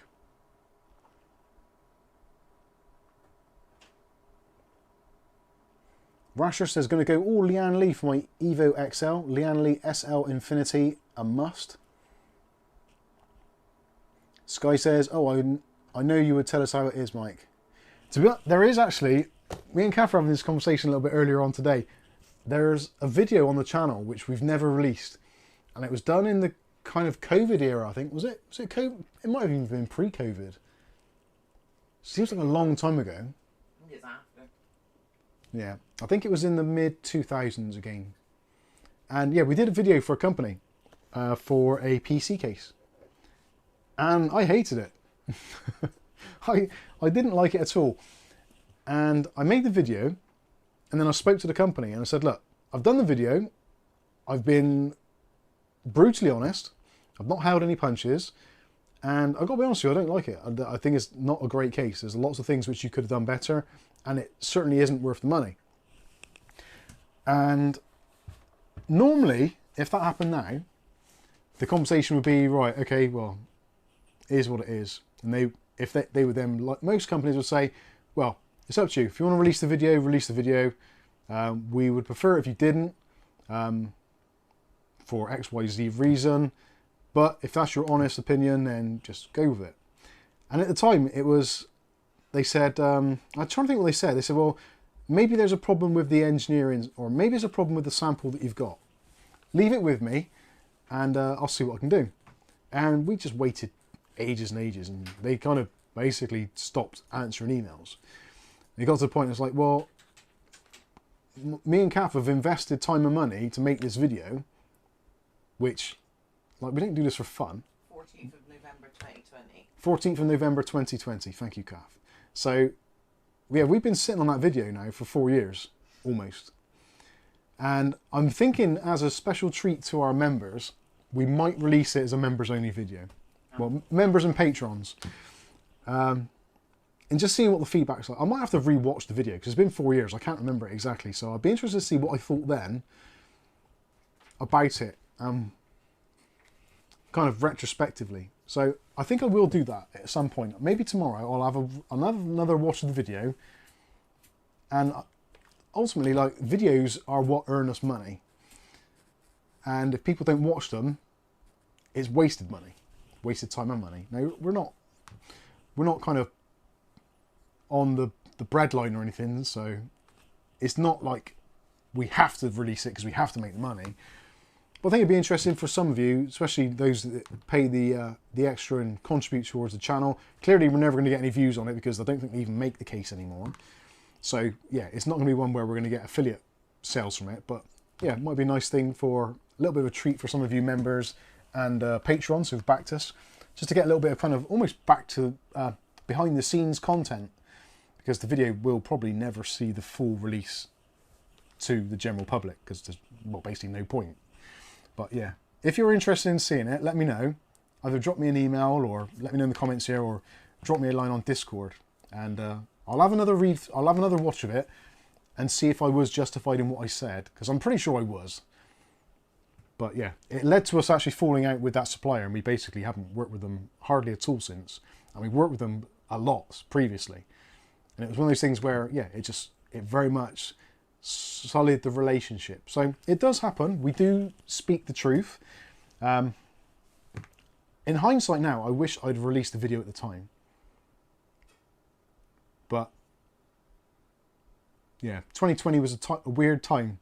There was lots of things going on in the world, so we probably had other things to kind of contend with. But we'll see. I will have to rewatch that. I might have to get a third party to rewatch it and see what they think. Did you have hair, says Lucky Man? No, I didn't. I think at that time we were already using the skull shaver. You haven't had hair since you started the channel, have you? Yeah, early days I did. It was cropped, but it wasn't shaved. I didn't shave it until I got the skull shaver. No, but you... I use like clippers, didn't I? Yeah. Which never gets it that close. It's not a hairstyle, is it? It's not a style, no. Unless Kojak is your thing.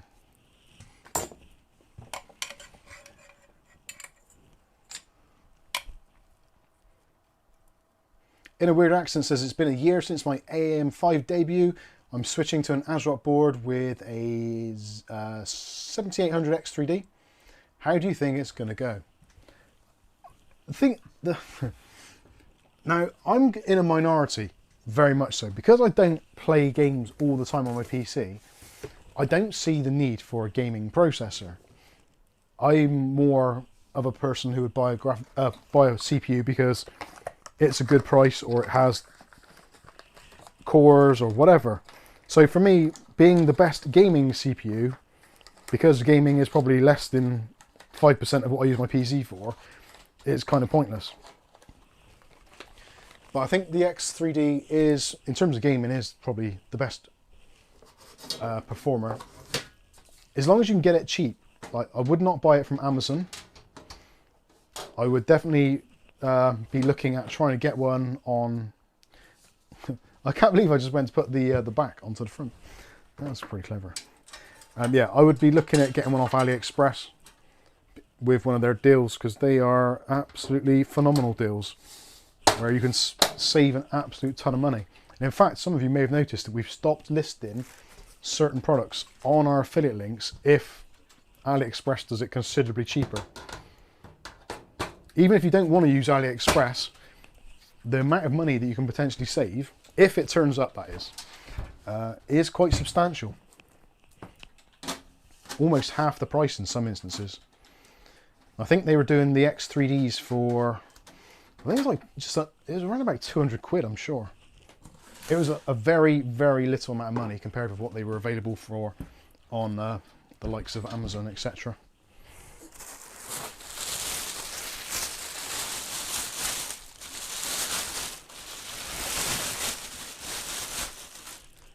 Yeah, this is Mike's reboxing. And where is the soft spot? There it is.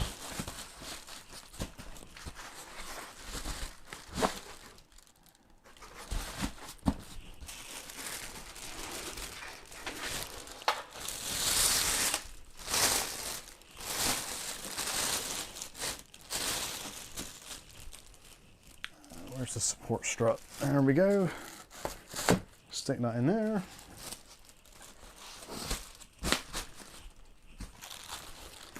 Yeah, this is actually some of the best packaging I've seen from Thermaltake ever. I cannot see a way where that would get damaged in transit with that level of protection. It's really good packing, which isn't really that important, but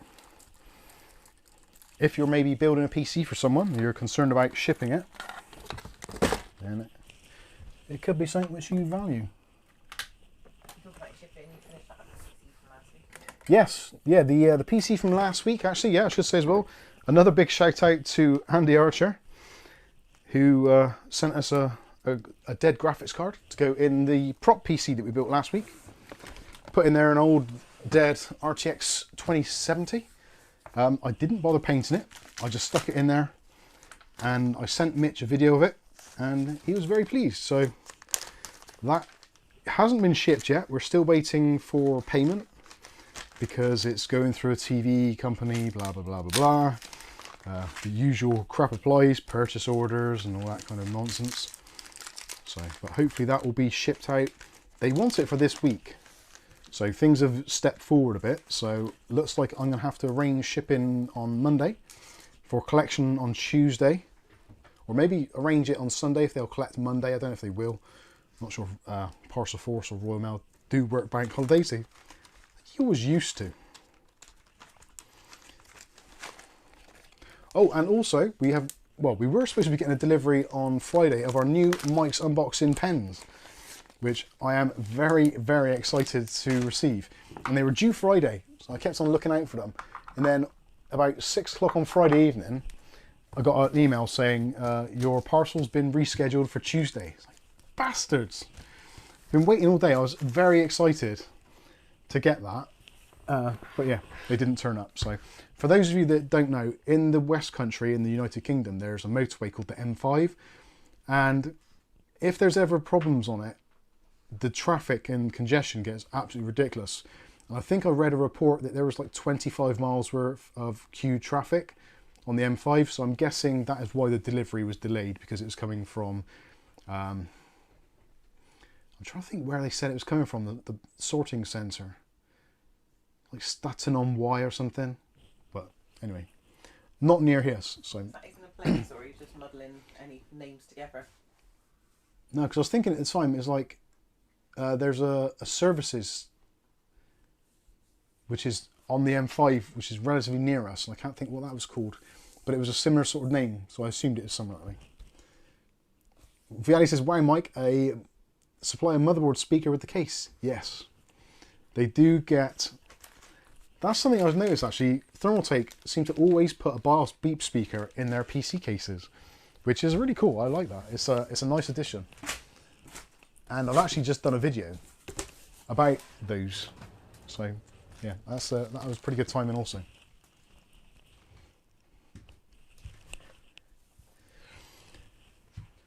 Work says Mike should build his stream PC in this case. I'd like a new backdrop in the videos. That is possibly the plan, to put it into that case. There is another potential one, because we've also got the Ceres 350 MX, which I didn't think I was going to like, but I actually like it a lot more than I thought I would. And potentially, if you want to see it, I can quickly get it out of the box now, because it is literally across there. Nick Barnes says, Mike, they're all trying to escape Bristol. They probably were, trying to get down south. Can you answer? Thank you, Rasher, for gifting 5 Mike's Unboxing reviews and how-to memberships. So William Bodie has now got a membership. Charles Ballard also has a membership. CFQ Tough Enough was a gifted one. Jason Woods as well. And Barbaric Disdain. Disdain? Yeah, Disdain. There you go. Thank you very much, Rasher. Much appreciated. Should we give some away as well? We should give some away as well, just so we're not feeling Can you answer left out. Skystalker's a minute? Skystalker was asking, does that mean that Patreon members get a new pen, Kath? Yes. For those of you who are kind of new or don't know, or maybe you're a patron already or a channel member, what we try and do is every now and then is, as a little bit of a thank you to viewers that have constantly contributed to us, financially or however it is, we'd just like to give a little something back. Now, we're not rolling in money, clearly. Look at what I wear. I wear this t-shirt every day. I really do. And I'll address that shortly. TBC. So David Underhill, thank you very much, David Underhill. He's also gifted 5 Mike's Unboxing reviews and how-to memberships. One has gone to Dim. I hope you're not. Atomic Sub. T-Bram1. J Was. And FA, I can't pronounce the rest of that, so I won't even attempt it. But FA, Dim, Atomic, Tibran, and Jay, you've all been given memberships from the wonderful David Underhill. Thank you very much. Much appreciated. You're a lovely lot. You really are. So yeah, back to what I was saying. So yeah, clearly, like, I make the most of every penny wherever I can. And we just like to give something back because it feels like it's, I don't know, it's a weird thing. Being that, I suppose that we're in the UK, the tipping culture has never really been a thing in the UK. In the States and in other countries, the tipping culture is very much a part of life. It's just the done thing. But in the UK, it isn't like that at all. So when you lot are like super kind and send us gifts and donations and super chats and pay for memberships, etc., it's awesome. And we don't know really how to properly thank you, other than to try and make content that you like to watch, and also every now and then send you a small gift. So we've got some pens made up, which are the new Mike's Unboxing pens. They are metal construction, in black, with a very nice Mike's Unboxing logo printed on them. And also they have a stylus on one end, so if you use a tablet or anything, you can use the stylus. And it's also got a built-in torch. So if you're fumbling around in the bottom of your PC, trying to plug in your front panel connectors or whatever, changing the switches on your keyboard, something like that, you've always got a handy pen which you can double up as a torch. And it's actually quite a nice pen as well. So it's not a very expensive thing, but it's just a nice thing that we like to try and do every now and then. So we've ordered 60 of them. So hopefully there's going to be enough. If not, we will probably do another run. The last batch we did, we bought, I think, 100, and I think we ended up giving away probably about 60, 70, maybe. I think I only used about 5, if that. So yeah, we gave away a load, so hopefully there's going to be enough. If not, we will do another round. So if for some reason you don't get one, don't feel like we don't like you or anything like that. It's just that there's the channel's growing a lot. There's a lot more of you, but we will try and make sure that everybody gets something. And it's also difficult to find out addresses. Yeah, and also trying to get addresses and just actually getting in contact with you guys and getting your details and whatever. I wish we could message through YouTube. Yeah. YouTube messaging would be great. They should enable that. But Rasher sent a super chat. Oh yeah, But yeah. if you're on Discord, it's much easier. If you're on Discord, it's a lot easier to contact you. So Rasher sent us a €20. It says, thanks for another great show, Mike and Kath. Cheers, Mike and Katie. They said cheers, joke Kath. Rasher, you're forgiven. Slightly. Katie. If I called you Katie, would you be pissed? Would you really like... I don't really care anymore. Katie's alright, don't it? It just reminds me of being a kid. Yeah. That's what everyone called me when I was a kid. Kate, you don't like, do you? That's a bit too close to royalty, isn't it? Kate and George. Anyway, I digress. Right,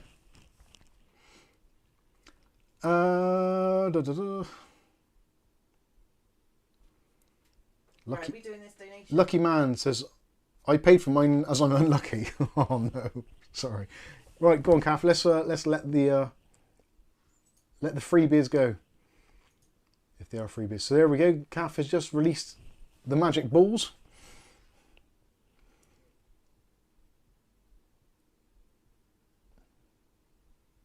Lucky Man says, wow, don't forget I've moved and still got my original pen mic. You should get another one. Just stay in contact with us and we'll do what we can.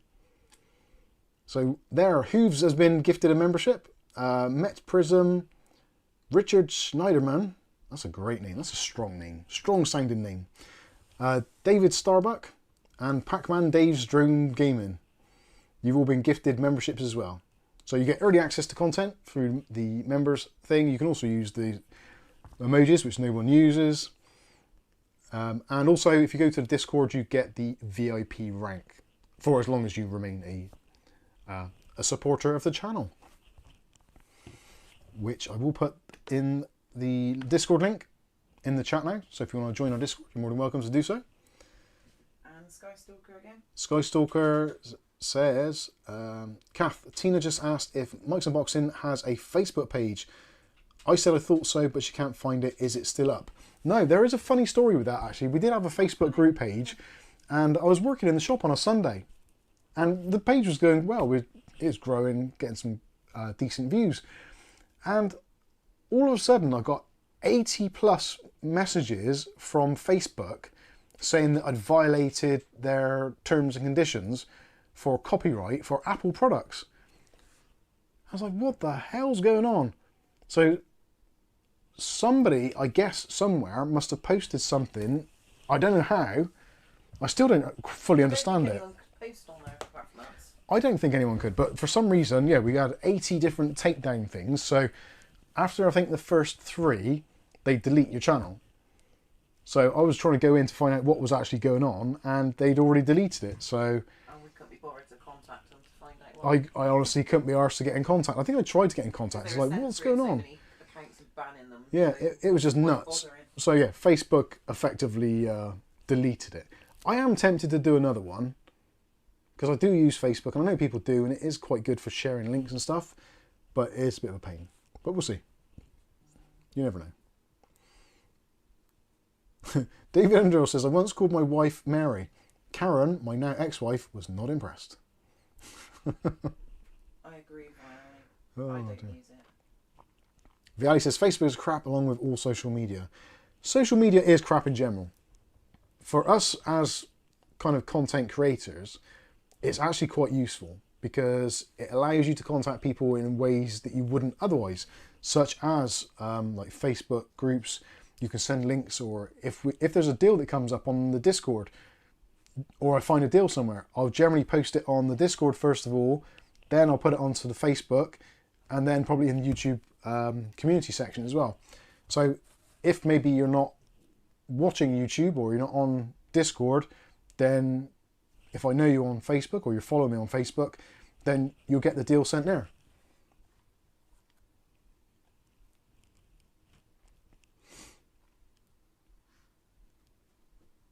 Facebook makes stuff up as they go along.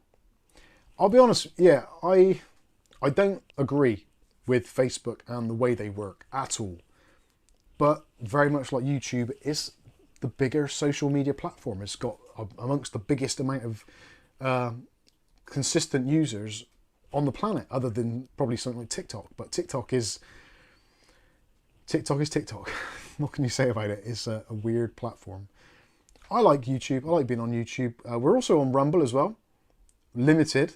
We're on Odyssey, which is kind of pretty much ad-free, so that's pretty useful. And yeah, Rick is coming with a £2 super chat. Says, "Can I have a peek of that case?" Yeah. You can. Let's heart you up there. Let's do that. We'll do that. Facebook is the bloody Jeremy Kyle show. I think Facebook is what you make of it. Now, on Facebook, the only people I follow are either people that I know personally or companies. So I don't get involved in all that other kind of nonsense. You get the odd thing pop up now and then, but generally, it's all stuff that I'm generally actually interested in, i.e. the people that I know from YouTube or family members, etc. Or it's businesses which are like, maybe they've got a new product out or they're promoting something. So it's like, this is actually a handy platform. So I think Facebook is what you make of it. Like all social media, it is what you make it. If you decide to join various groups or you're friends with certain people, you're going to get some stuff on your feed that you're not necessarily interested in. So just be careful what you actually sign up to and who you follow, and you should have a pretty good time. If you've got friends or a massive group of friends which all have very varying opinions on the world, then you are going to get stuff on there that you may not actually appreciate. Right, let's have a look at the Ceres 330 MX. I'm just checking to make sure there's no telltale labels on here, which may incriminate my address. So here we go. This is the Thermaltake Ceres 350 MX. This is a little special add-on to the stream, which I didn't intend to do, but we will take a look anyway. This one, Let's get rid of that. Oh yeah. Just clear that. Excuse me. So this case is, if you've seen the Ceres 300 or you've seen the Ceres 330, then this isn't going to be a whole deal different. But I do believe they have taken the original designs of both of those cases and they've just improved it in a few discreet and subtle ways, and it has made it a much nicer case, in my opinion. And there is a... Jesus. There's Raj D. Thank you very much for becoming a supporter. Welcome to being part of our little family. Much appreciated.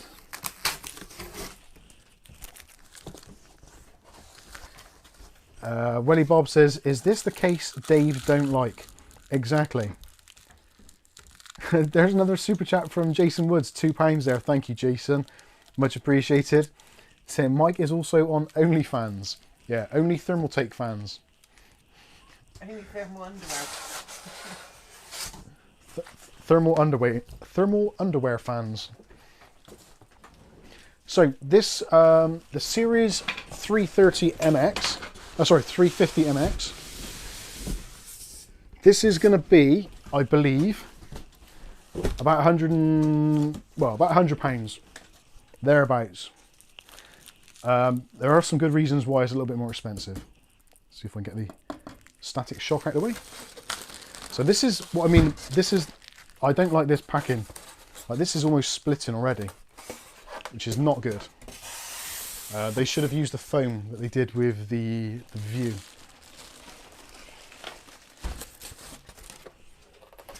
So, for those of you that don't know, I've actually got my main video editing PC currently in the Ceres 330. I actually really like it.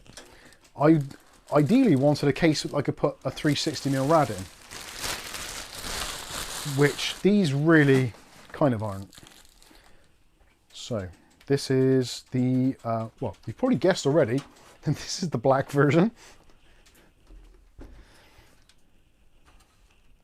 So it's actually got quite a nice smoke tint to the side, which we haven't really seen a great deal of in recent times.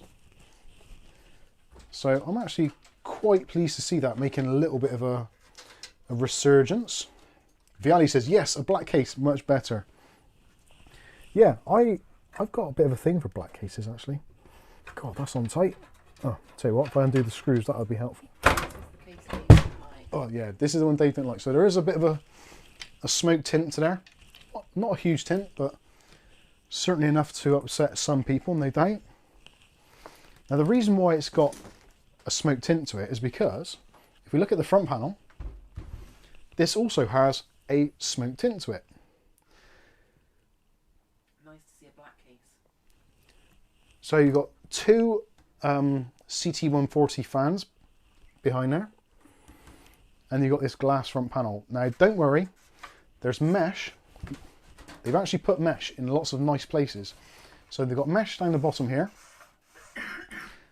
Behind here, even though the glass doesn't go all the way across, which is ideal because you don't want it going all the way across, behind there is an entire mesh panel. So if I take the front panel off, you see there's the glass. If you want to change the glass, you can undo those 4 screws. And inside of the packaging, which unfortunately does add a little bit of expense to the case, you do have an option. So there is actually an alternate front panel. So you can swap it out for the traditional Ceres type holes. So for full ventilation. And also, for those of you that like putting the LCD panels in the side there, the original LCD panel which went in these cases was about £100, which is about the same price as the case, which was ridiculous. So what they've done is they've actually remodeled it. So there's another panel which now will take the rounded tops, which is exactly the same as that goes on the end of the CPU coolers. William Bodie asked, why did #blame Dave not like this PC case? I think it looks cool. Dave didn't like it because it's got too many angles going on at the front, I think. That was his main criticism. I personally think it's a really nice looking case. The original 300 was good, I liked it. The 330 I liked more. And the 350 MAX I think has done a lot in terms of more features. So you've got this removable dust filter, which is actually quite substantial. And then obviously you've got your 2 CT140 fans, and you've got your cable in there. So this, you can take out that entire rack. So a couple of screws at the top there and at the bottom. You can pull it out to put radiators in or whatever you want to do. But that was one of my criticisms previously, is that this air filter section previously didn't cover the whole of the front. So air could creep past or get past it, and why are the holes partially blocked on the PSU? why are what, sorry? The holes partially blocked On the PSU vent.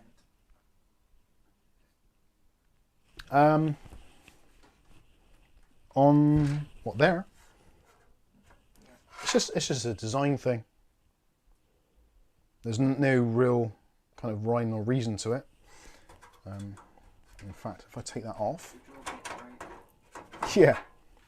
No, the thing is, it's literally just a design thing. So there is actually a filter stuck in here. Well, actually, they've screwed it in there. Have they? No, they haven't. It'd be nicer with black fans. It has actually got black fans, but not black blades. Why does that not want to come out of there? These are supposed to be removable, I'm sure. Maybe I'm doing something wrong, but there's magnets in there. Nice case, even that I like. White case is easier to build on Anyway. wailed in on or down silver edge. I Seems quite a lot of stuff for that £100. You do get a lot for your money. So you get a CT140 in the back, which is just a plain black one. I don't know if you can see that. There you go. How much is the round Plain black. display add-on? Now that's the thing. The round display add-on at the moment doesn't appear to be on the market. they've not come out with that yet, so we don't really know. So there we go, there's the filter on. So magnets, science bitch, as they say. There we go, Mr. White, all done. And my problem with this was that this underneath is unfiltered, but that is why they've got the filter there. So all of this now is all sealed up on the sides, so the direct airflow paths actually are filtered. Now it's not 100% perfect, but it's a big step forward in terms of the actual filtration. And because the fans are set back a little bit further, it means that they're not right up against the dust filter anyway. So yeah, it's going to work great. Top panel, excuse me, power button, USB Type C, 2 USB 3.0s, separate headset and mic jacks, and also your reset button. The top panel, easy to remove with a single nail, and again it's got that replicated pattern, so some of the holes are not cut out. And with this you've got the option for I'm pretty sure this is 3 120mm fans, but I'm gonna have to measure that. It says, can that cover be replaced with a window if you have a PSU with a screen? You probably could do. You have to modify it yourself, but yeah, don't see any reason why not. So yeah, 360mm. So that measures 360 there. So you could get 360mm fans in there, but you would struggle to get an AIO. I think we tried this before, and AIO is basically not ideal because you need 400mm for that, which yeah, it's not going to do. Thanks for a super chat. Who's that from? Lucky man, bless your heart. Just wanted to see RGB with the case. There you go. And Skystalker says, how much was it? How much does it cost? I honestly don't know. At the moment, it looks like it's going to be somewhere around the sort of $100 mark. It might be slightly more, it might be slightly less. Again, it's very new here in the UK. I believe it's been out in the United States for a little while. But yeah, in terms of over here, not really getting much information on that at present. Other things, so this is where you can see why this costs a little bit more than the View 380 or the 270, because this also has the really cool mounting system. So if you want to go with a vertical mounted GPU, you can do.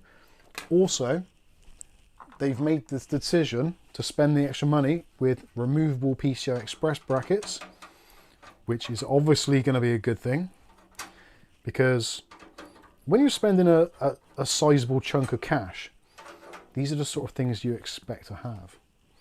So in order to make it a vertical GPU mount, you undo 4 screws. Well, technically 6, because you have to take off that side piece as well, but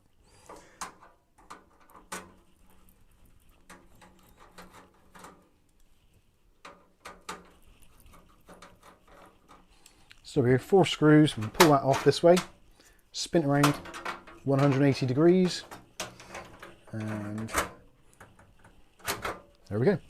Put the screws back in, put your cage back on the top, and I like it how, like, little things like that, that little indentation there, which they've cut out, which they don't need to when it's on that side, but they've thought ahead because of the IO shield and cut out that little gap. This is really smart. It's a smart idea. I like that.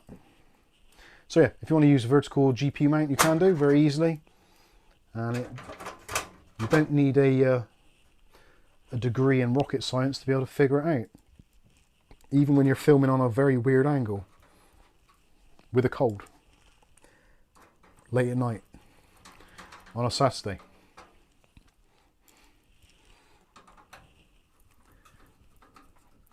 So yeah, very modular. I think that's the word I was looking for. In the back, so CT140 fans already installed. You can put a 120 in if you want.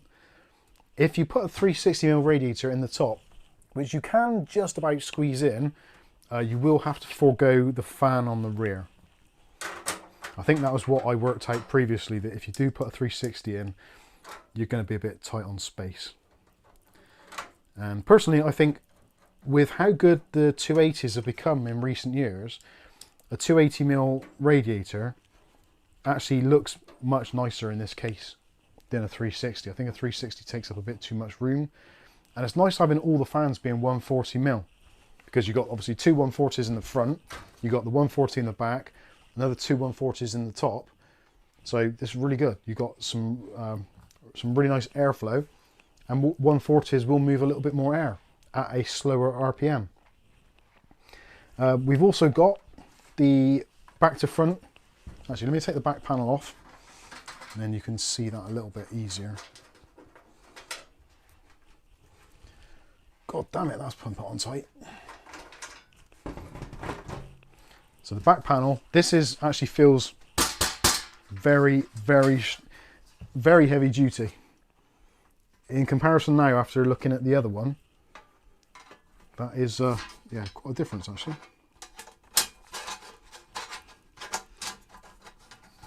I'm trying to remember how these go in. Oh, there we go. So yeah, the rear filter, they've just reused one from another location. So magnets on there, and that just goes up there, slots into place. So again, more filtration. Not that you really need it there, but it's there should you want to use it. So now with that out of the way, you can see, so you've got a big cutout there, you've got the pass-throughs at the top. Obviously, all those big cutouts there and here, down the sides, etc., for using back to front boards. It doesn't support micro ATX back to front boards though, only ATX ones, which is a little bit of a shame.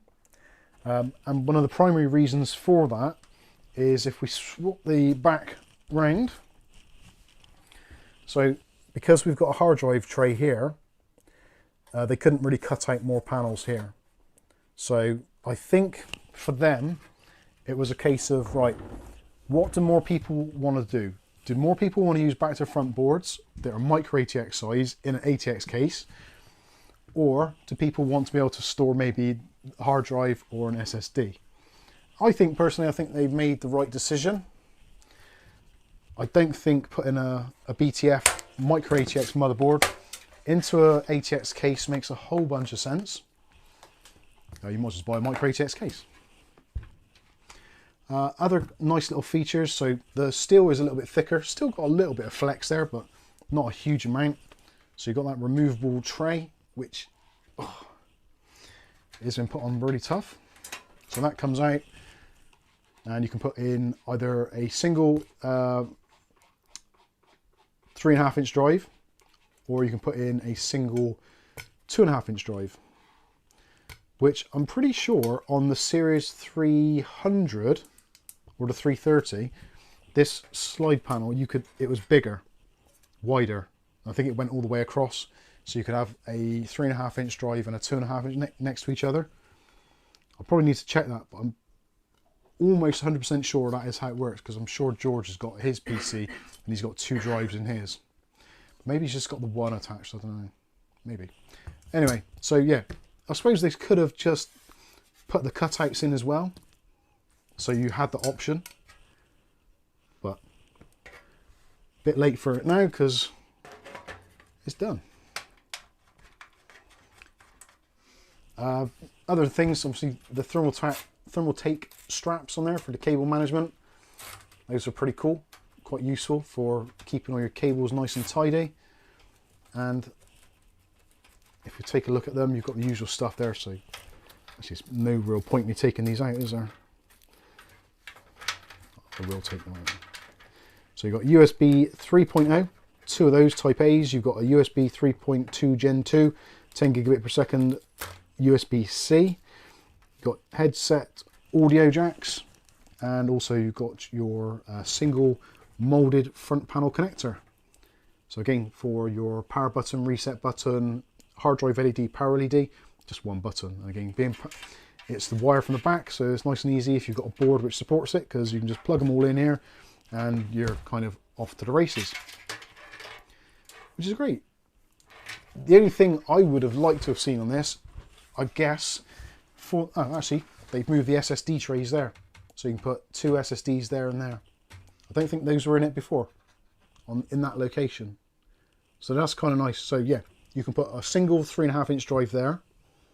You can put 2 SSDs there, 2.5-inch drives. Yeah, because I think there was a drive cage before, possibly. Now they've just left all the bottom open, so for cable management. And you can also mount a 140mm or 120mm fan on the bottom as well if you want to pull even more air into the case, should you wish to. Oh yeah, going back to what I was going to say, I would have loved for them to put the CT120 EX fans in here, the magnetic connection ones, so you don't have to have the daisy chain cables.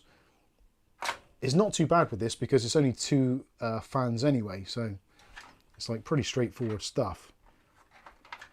And yeah, actually now I say it out loud, it doesn't really make much sense, excuse me, to spend extra money on the fans when those are absolutely fine. So yeah, that is pretty much it on the bottom. So you've got a full-length dust filter, removable from the front as well, and it's nylon mesh, which is far more preferable. And also the holes on the bottom for the ventilation are a larger pore, so it's going to get more airflow coming in through there if you need to. So in terms of, like, everything's just been improved in my opinion. It's a nicer case, it's a sturdier case, it's got more flexibility, and arguably I think the actual look of it is kind of nice with that glass on the front. There's something about tempered glass which just looks which looks pretty cool. Do you want me to fire up the fan so you can see what it looks like? That's going to be the next question. I'm going to have a look through the chat. I'll peek through this this little window in the case.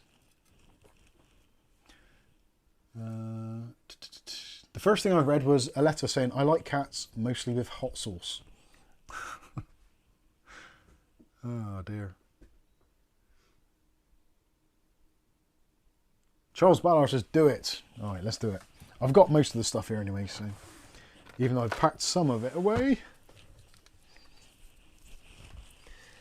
I think this, of the 2 cases, the View 380 and the Ceres 350 MX, I think the 350 MX is probably my favourite of the 2.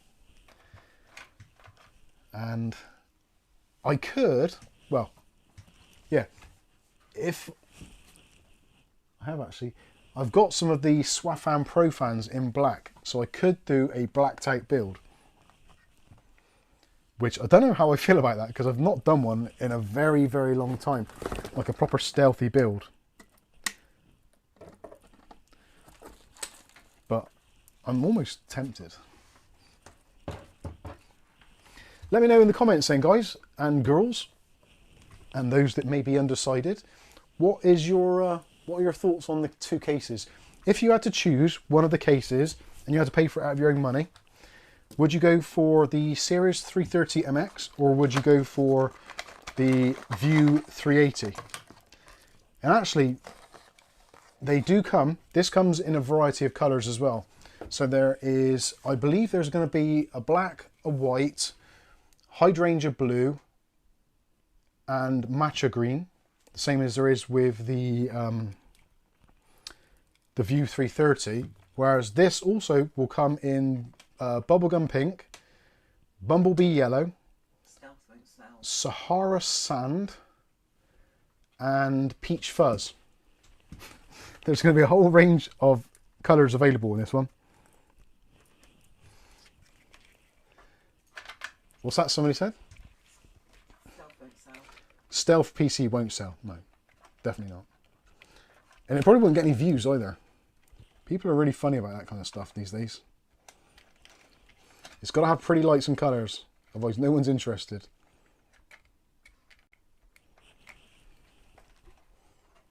Oh, I'm having trouble there. Come on, you swine.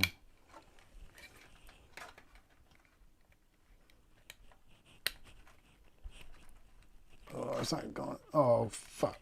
I mean, bollocks. With your 3D printer? Yeah, not too bad. I've done a few more things recently.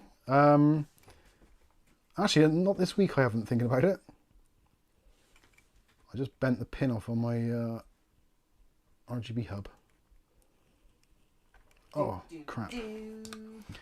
Yeah, Yeah, I think that was something I said about this hub originally when I first reviewed it, is that the actual connections are really tight.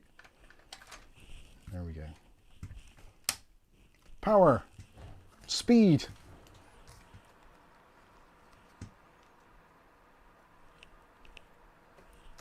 Oh, I forget the fan control on this was useless.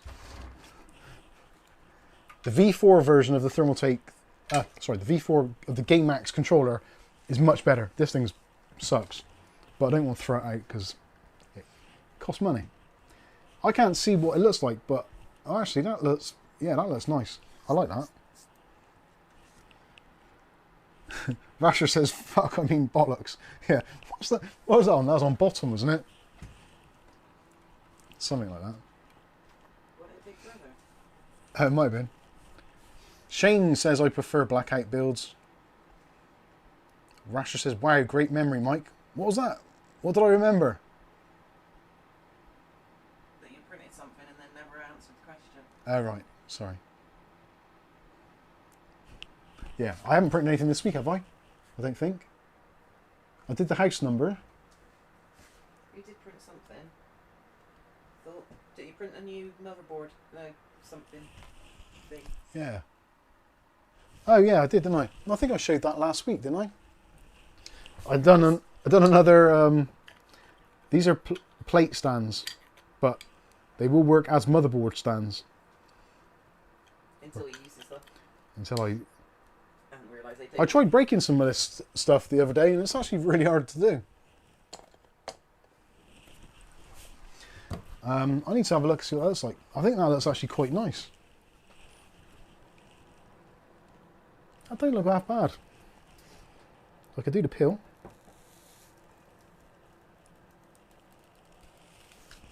Good peel. Stick it on your head. Stick it on me dick. Round and round and round and round. Wrap it round 1,000 times. My cough medicine's kicking in now, which I haven't taken. Yeah, that's kind of nice. I like that. Stick it on my deck.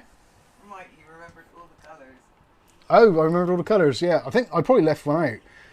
White, black, matcha green, hydrangea blue, bubblegum pink, peach fuzz, bumblebee yellow. Did I say the sand one? Yeah, I think that's it. I think there's 7 colours. There'll be more. Jason Wood says, just got a 3D printer a week ago and I saw it on Thingiverse. Oh, Thingiverse, yeah. Oh, sorry. An ITX case, I'm thinking about printing it. Yeah, I've done one, the ITX case previously. If you go to Maker Unit, or just type in Maker Unit, he's done a load of different designs. So depending on what 3D printer you've got, he's got some which are pre-done. And he's got some really incredible designs. The ITX case that, oh God, who sent that? Patrick LaBelle. Patrick sent us a 3D printed case that Maker Unit designed, and that was the one we built on the stream, and also did this separate video for. But that guy's now done a version of that in ATX as well, which you can still print on a small print bed. So if you've only got like a 150 by 150 print bed, or 180 I think it is, you can still print it and it all kind of locks together. It's really cool stuff. Viali says the trouble with white, it discolors. Now that is my thing. I prefer the case in black personally for here, because this room, like the kitchen's there, we've got the wood burner there, so you've got dust, smoke, all that kind of stuff. It just discolors plastics. So for our particular use in here, a black case is perfect because it never really ages. It gets a bit dusty, but as long as you give it a wipe over every now and then, it's fine. Yeah, and for the contrast and the cut, well, actually I don't know if it is better for contrast, because I'm wearing black and I've got black eyebrows. Do they, I might shave one off and then you do they blend in? Black eyebrow. 50 Shades of White, definitely. Carl says that's defo cannabis. Oh dear. Rick says, I just built a white build. Black is so out in 2021. It was. White is better on camera, I think.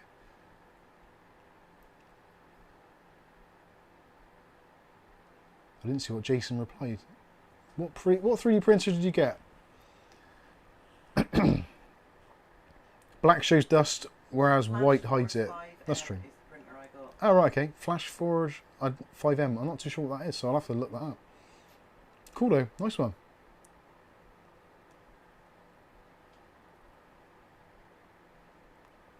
White shows up scuffs and scratches more than black as well.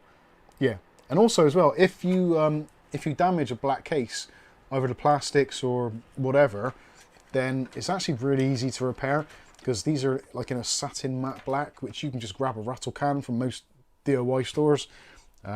Even for the plastics, you can kind of touch them up pretty easily.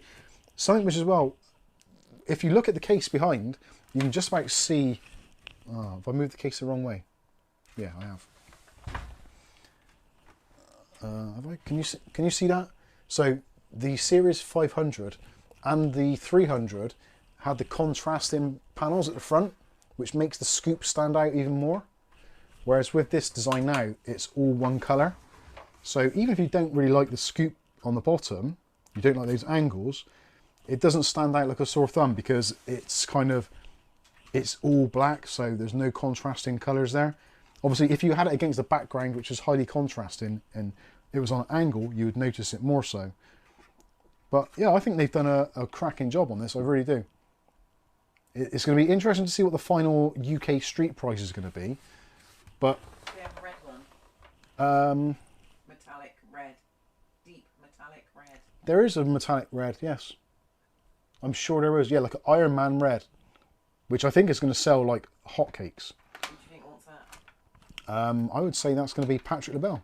No, Patrick is in though. Oh yeah. Hey Patrick, how you doing? First thing he heard when he joined was his... Aletta wants the red one. No. No. Ready, Bob? Yeah. Red cases make you... I haven't had a red PC case since... Ever? Yeah, there was a thermal... Actually, was that a thermal right? Or no, was that a Thermaltake? There was a red and black PC case, and it had like louver top in plastic. It might have been Zalman. What we actually had as a case? Very, not for very long at all. I think I sold it to Ashton like really quick. And he had it, I think. E. I bought it second hand as a bundle of parts from some guy over in Bath. And I hated it. And it had like fans that went into the side. They were mounted into the panels. So if you ever wanted to take the PC apart, you had like fans wired into the side. It was a weird case. I think it was Zalman. But that was the last one. It was red and black.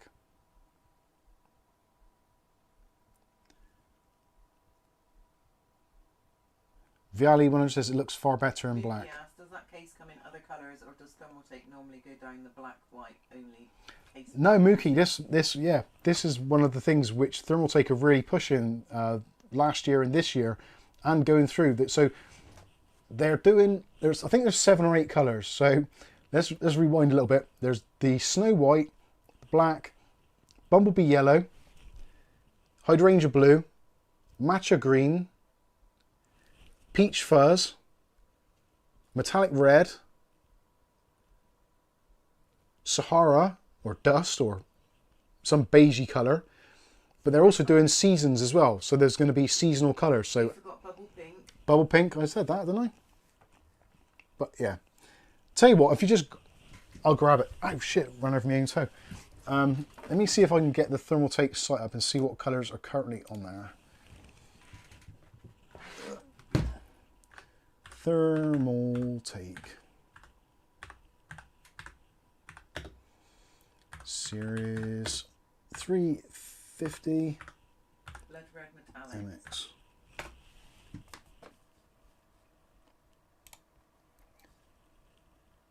I'll go to the Thermaltake UK site, although there's something really wrong with the Thermaltake UK site. It just seems to take ages to load. I think that's our internet's rubbish. No, it's their site, I'm sure of it. Where are we? So stream desktop, is that the one? There we go. So here are the colours currently available. How many did I say? 8, did I? Or 7? Who was counting? We were already listening to them. So it is going to be seasonal. So yeah, black. You've got the bubble pink, which will take a while to load. I liked that until I realised it was the Hydrangea blue on the inside. I'm not too keen on that. I'd imagine this is going to be popular for certain people. Bumblebee yellow, which again is a little bit kind of, I don't know, Transformers. Hydrangea blue, which most of us have seen already before. I kind of like the Hydrangea blue with the white insides. That's pretty cool. You've got the Matcha green, which is basically like a pale green. So you've got a very slight pale green tint. And actually Thermaltake are doing a lot of the accessories. So the fans you can buy, CT140s, CT120s, and a lot of the SWA fans are coming in these cool new colours as well. And also the AIOs.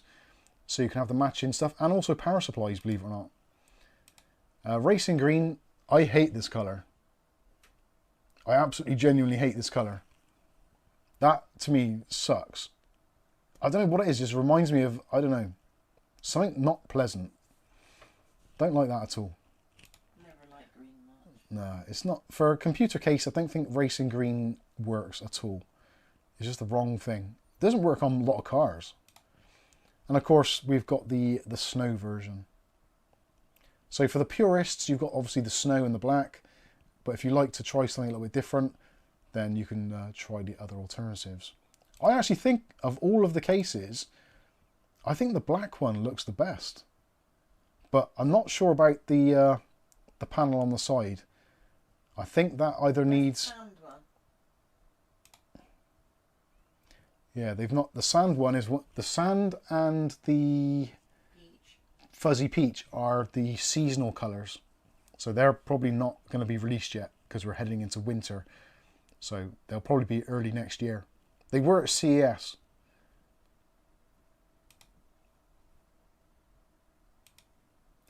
Oh yeah, so there's a side by side. So with the airflow panels or the glass. So you can see the differences there. Nice bit of room for graphics cards. Project Zero looking nice and clean, so you can't see any cables other than the GPU power and the tubes for the AIO. Now you can see it open, and they've got rubber grommets as well, which I failed to notice. But they have got rubber grommets. Yeah, I think it's a nice looking case. I think they've done a good job there. It is a little bit busy on the front because you've got a lot of angles and things going on. But I don't think it harms it too much. I think it looks alright. The silver or titanium ring around there, I don't like that at all. That needs to be just the colour of the case. Like black or pink or whatever it is. Anyway, so there you go. There are the colours. And yeah, I think that is that's pretty much it. Thermaltake monitor there. See if there's anything else of interest here which we haven't covered. Built for massive airflow, so more than 55% of the panels are perforated with a perforated panel. With that broken drill. Yeah, broken drill. It could have been 56% if they got a new drill bit. And you can see there with the 360mm rad at the front, or 280 in the top, whichever you want to do. Wish the glass was smoky or frosted on the front. It is. The front glass is smoky. There's a very light tint to it. And there's all the different fans you can get. They're only listing the white ones there at the moment, but you can get them in the other colours as you saw in the different builds.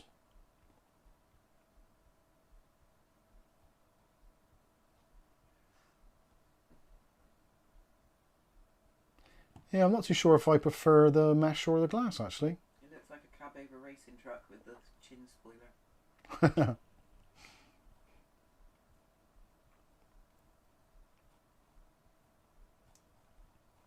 I think that's pretty much it for now.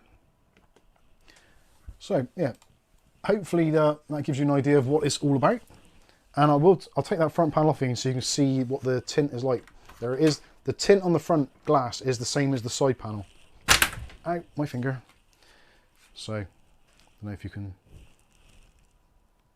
kind of see there's a very light tint to it, a smoke tint, which if I grab... So around those edgy bits, is that not, or is that a gap? There's a gap. So the glass bit, because they know that glass is shit for airflow, that's why they've deliberately left the gap there. So it can still breathe in very nicely through the sides because it's basically open, and you don't have to worry about dust because you've got this filter. So this is effective. If you've seen the Corsair 4000X RGB, I think it is, or is the 4000D RGB, that does the same thing. So it's got a glass front panel, but it's ventilated around the sides. So you still get the beauty and the look of glass, but you also get the airflow because it's got the slits on the side. Sorry, did I not clarify that well enough? So there is like a huge gap and also a filter on the bottom, which is only really necessary if you have the other panel. But there's a lot of well, that's for that bit underneath. So that bit is open there, but when you attach this, that bit of mesh there finalises the mesh it there to seal it up. Then it says that's blocking airflow with that glass panel.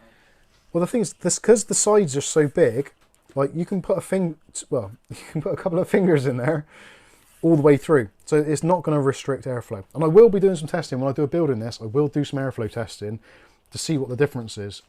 And because the sides are so open, I can't see it being a problem. If anything, it's going to be good because it's going to deflect dust. So any dust which might be pulled in is probably going to hit that rather than go around the sides. So I don't know. You could use it without. You don't have to have that in there. You can just put the other panel in. But yeah, I think between the two cases, I think this one, if I was going to be going out and buying a case, I would go with this. And I really want to put this on my video editing desk as well. But it might end up going there. But there are certain aspects of the Ceres 500, such as the swing out door, which I really like. It's really handy because I can quite easily just jump in there, plug in a couple of fans or an RGB and do some quick testing. Oh, cheers Patrick. Thanks for dropping by. So yeah, it's pretty cool. So in your accessories bag, there's an extension lead for the fan on the back. You've also got the BIOS speaker. You also got the extra standoffs as well. So if you're doing a 3D mount for your GPU, got some standoffs for that. A bunch of cable ties, all your screws, etc. And also a little adapter to put on your screwdriver for the motherboard standoffs. The only thing I haven't seen actually was a user manual, or did I put that somewhere already? Did I miss that? Oh no, I have got it. It's here. Sorry, I put it to one side, so it does come with the owner's manual as well. So yeah, overall, I think this is a really nice case. I'm slightly gutted that they didn't do a Ceres 550 MX, because the Ceres 500 is a really nice case, and it's a really nice size as well, because you can put 420mm rads or 360mm rads in it, like really easily. And it's one of the few cases I've actually got which I can put a 420 in. So I would have loved for them to do something with it, especially when 420s are becoming quite affordable these days.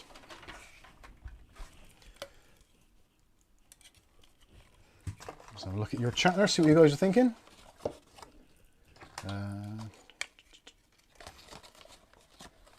Aletta says, I'm no longer a fan of glass, so I prefer mesh everywhere.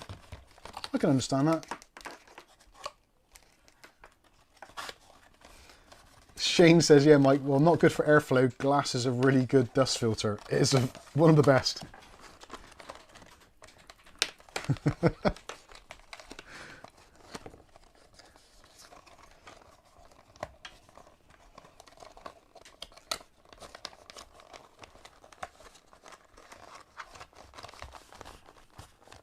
Jason's off.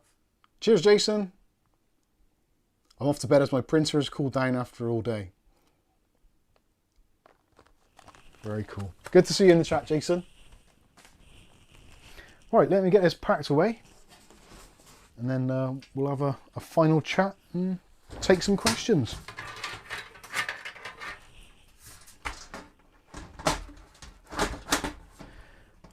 Actually, I've got another thing which you've had in this week, which I haven't got around to doing the video yet, which I've already explained to the company that sent it, because they sent it in, I think, towards the tail end of last week. I'm not sure if I even mentioned it. I said about a NAS, and company sent over a NAS, and because I've had a cold and my voice hasn't been particularly good, because a NAS video is going to be a long one, I didn't want to risk it and have to cough and splutter through it. Like, for a stream is fine, because most of you are decent folk and understand what the deal is. I just noticed there's a PayPal notification coming there. I've got no disturbances on at night, haven't I? Kath's got her DND. Do not disturb. Let's have a look at what we got here. PayPal. Bloody hell, Colin Hilton. Thank you, Colin Hilton. Get the lights on, Kath. Is that going to work? Yes, Colin Hilton, £40. Bloody hell, Colin. Thank you. That's so kind of you.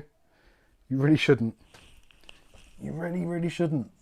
But thank you. That's massively appreciated. Thank you. When did that come in? I'm not too sure. I think it must have been quite recent. Sorry, I didn't see my phone. I can't see when it came in, actually. Oh yeah, it's after 10 o'clock. After 10 o'clock. Thank you, Colin. Thank you, Colin. Bless you. Bless your heart. Let me get this thing packed away. So, actually, Colin Hilton has got one of these. Well, not this one. He's got the Ceres 330. The same as what I've got on my desk. And I think he's pretty happy with it. It's certainly a lot lighter and a bit more convenient than the previous case he had, which was the Lian Li Lancool 3, which is such a heavy case. I don't understand how Lian Li thought, in their wisdom, that making a case which is like the best part of a bag of sand and cement was a good idea. It is extremely well built, but it's an absolute ball ache to do anything with. Right, which way round does this go? Can anybody remember how I got this out? Mike, don't do this. Well, it's the second time tonight you've done it. And Yes. Right. I remember. Famous last words. No, this is. You can tell with these cases because there's like a cutout in the bottom for the feet. But these ones are just kind of like universal, so they haven't cut it out specifically for this case. It's just like, well, yeah, this kind of fits, so fine. And in fact, this was originally designed for the Ceres 300 because the foam actually says Ceres 300. So they, even though it is the same sort of size case, I suppose, and the tooling is probably almost identical, they kept it the same. Sky says, luckily we've got a video of you taking it out. That is very true. Yeah, see, the front panel bit doesn't fit at all well. It's really uncomfortable when you've got to send stuff in the mail when the actual foam doesn't fit very well. Please reply, says who?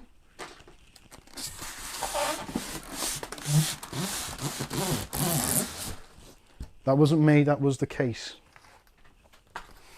And just to reiterate, you do get the spare panels included, which ironically they've put in the really nice foam, unlike the rest of the case.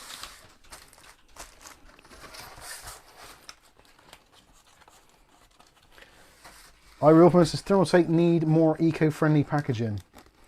I think that's a big problem with the entire industry, really, because, like, obviously a lot of this stuff, almost all of it really, comes from China. And obviously China isn't known for being one of the most ecologically friendly countries on the planet, because they are one of those countries which likes to make money. So they will put something like packaging in front of eco credentials. IO at the bottom. They should have put the what? The IO? Yeah. The thing is, when you put IO at the bottom, it does limit your... Sorry. It does limit your marketplace a little bit, because a lot of people are going to end up putting the PC on a desk. If you put it onto the floor, trying to use your USB ports is almost impossible. And also, if it's on a desk, there's chances are there's going to be something blocking it.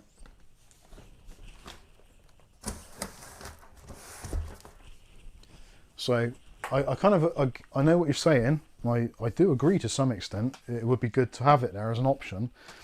They did do that on a couple of their cases where you could take out the I/O. I think it was on this. No, was it this one? No, that was Leanne Lee did that, didn't they? On the 216, you could relocate the front panel from being on the top to the side. Like, this thing's getting a bit dirty and grubby now because I've spilt drinks and all kinds of crap on there. And it does need a bit of a refresh, but I will find it very hard to let it go. That has been, honestly, and when people say honestly, they normally don't mean it, but I do mean it. In terms of cases and flexibility and usability, that Ceres 500 has been absolutely brilliant. And if anyone's considering even looking at one or getting one, the Ceres 500 is an excellent choice. And in fact, if I could get one in black, I would consider just swapping it out for a black one. But the trouble is now, a lot of PC components have gone down that route where they are black and also white. So for now, I've got that MX350 in black. It's weird trying to think what I would actually put in it, because my initial thoughts were to put the ASUS tough board in there, but it's got white and grey and silver, so that won't work. Nick Barnes says, was it the Ceres 500 that was movable? No, it was the Leanne Lee. Unfortunately. What about the orange rock board? Oof. Actually, orange and black would go quite well. I don't like orange. But I'm a real sucker for fan control software. And because of obviously what I do here, I have to make sure that I can control my fans very easily and very quickly without having to reboot and go into the BIOS and stuff. So I do appreciate motherboard software which allows me to control the fans very easily. I know, now you finish handling heavy goods and stuff, let's put your shoes on. Yeah, that's a stupid thing, isn't it? So yeah, I don't know. I think I/O on the side for me is better.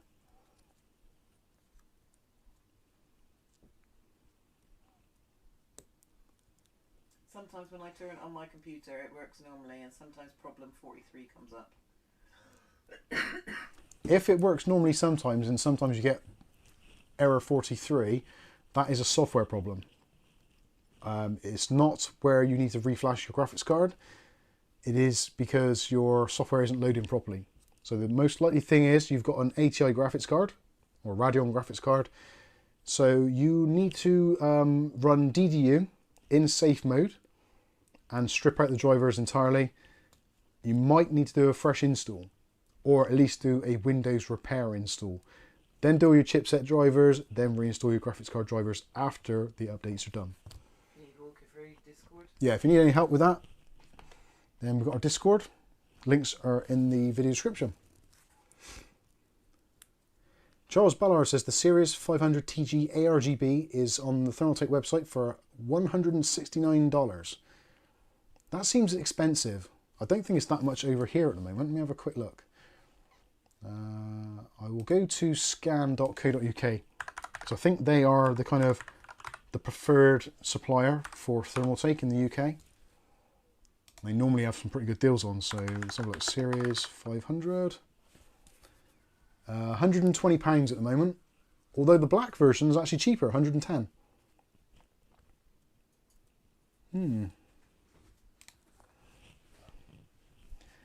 Yeah, I kind of like the black version. I went through a stage where I was like, I need to have white cases, because white cases are cool. But I'm actually kind of harking back to the black cases. But now that all the components have changed colours now to try and fit in with white cases, it's like, oh God. It just makes things so much more difficult because there are so many options, and trying to find a board which is more neutral probably goes the wrong way. There you go. Charles says, "I just mentioned it because you said you'd maybe get it." There you go. No worries. Thank you. Yeah, the Ceres 500 is a lot of case. With the 3 140mm up front is pretty good. Cases are seeming to get a lot more expensive. Let's go to Stream Desktop. So there we go.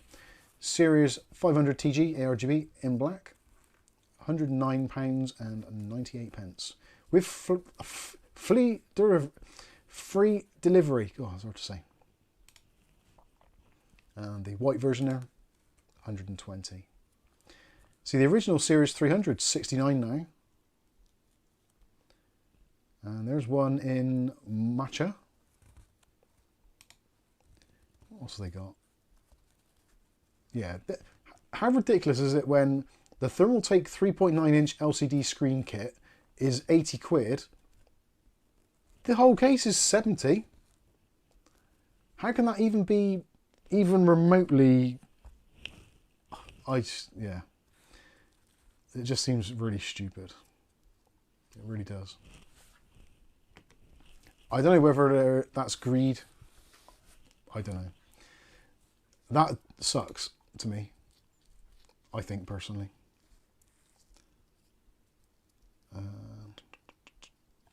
Same price on Amazon. Oh, cool. Well, at least with Amazon you can get it and try it, and if you don't like it, just send the whole thing back, and then someone else can buy it much cheaper. Hey, is that candy? By your feet? By my feet? Oh, no. Hello, darling.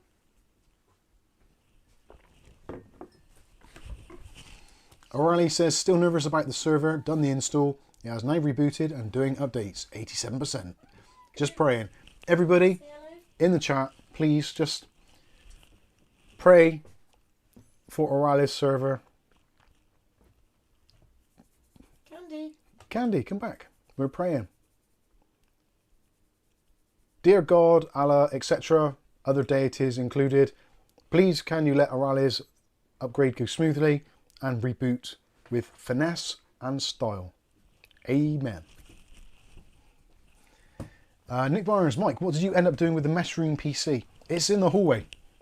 I took all the guts out of it because I spoke to Sunny Side Up Designs, I just think of the company name then, and they said, we love the video, thank you very much, awesome stuff. Would you be possibly considering doing an air-cooled version of the video without the AIO?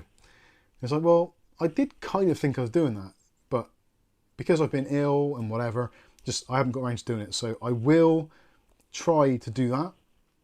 And I do want to revisit it into an air-cooled version because I've got the cooler up there.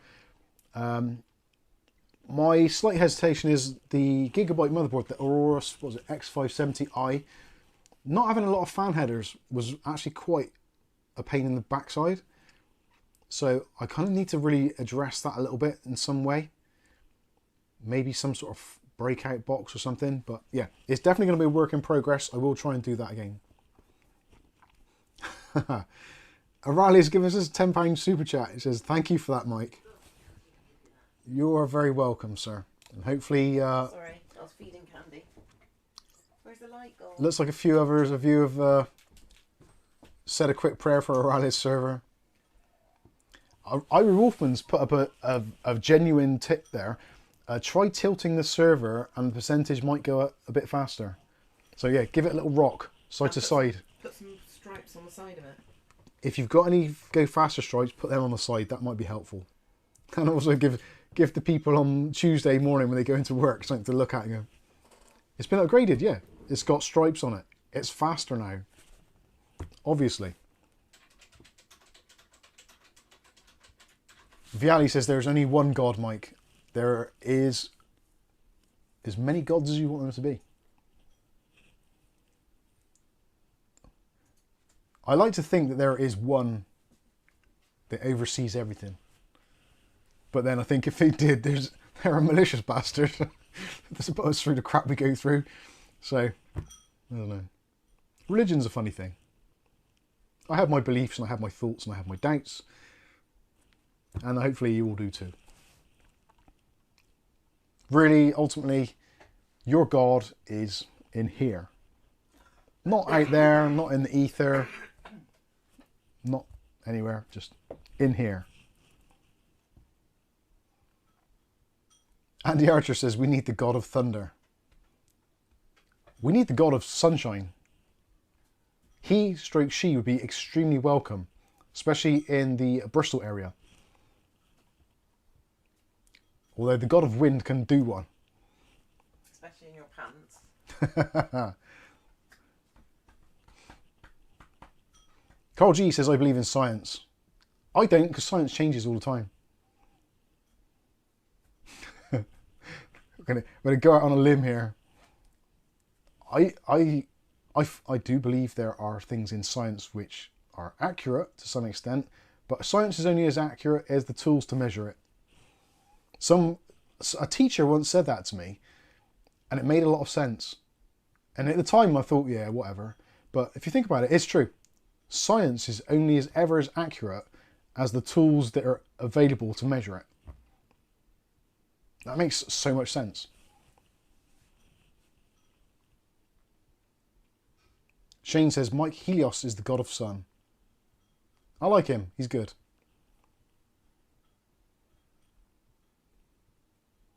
Irie Wolfman says I believe in a thing called love.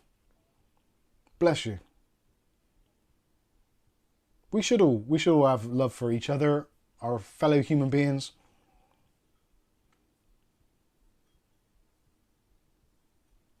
Charles Ballard says it's a crazy little thing. I was going to say that. For those of you that probably didn't get that reference, Freddie Mercury, Crazy Little Thing Called Love, one of the songs from Queen. I'm not sure what album it was on. Probably, was that late 70s, early 80s? I think it's late 70s. Actually, yeah, it would have been mid 70s, I think. Gotta go for my head now. Damn. Okay, it's come up to 20 minutes past 11, so any last minute questions, get them in now.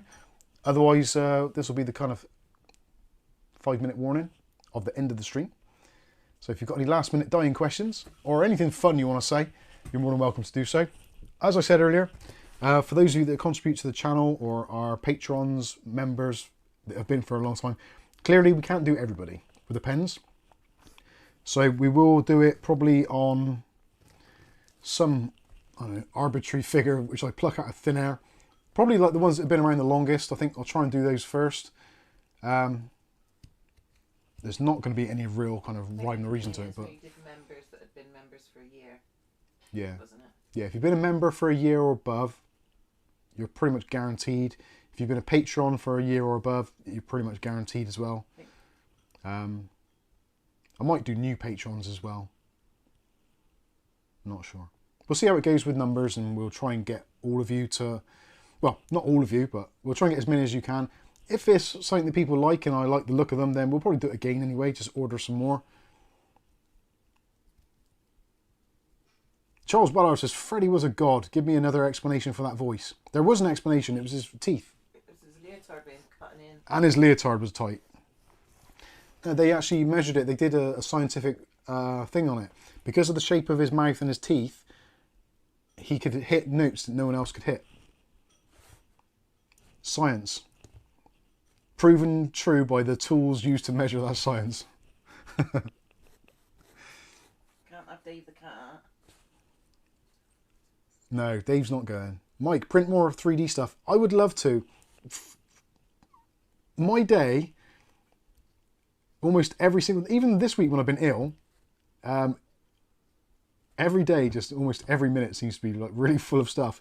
And 3D printing takes ages. Our printer isn't the fastest, so it's... But why can't you just do it and leave it? You don't have to be... well, I can precise do, I about it, suppose, do you? but you've got to keep an eye on it to some extent to make sure it doesn't go wrong. I'll try and do some more stuff. I need to find something which I actually need. That is going to be the thing, to find something I need and then to actually be able to make it myself. That's the problem. Otherwise I would do. Was that a fly on Mike's head? It probably was. There's a fly in there. It's driving me mad. It was hiding out on the camera because the camera overhead is really warm. There he is, a little swine. He's on the USB-C cable. Let him flicking have it, calf.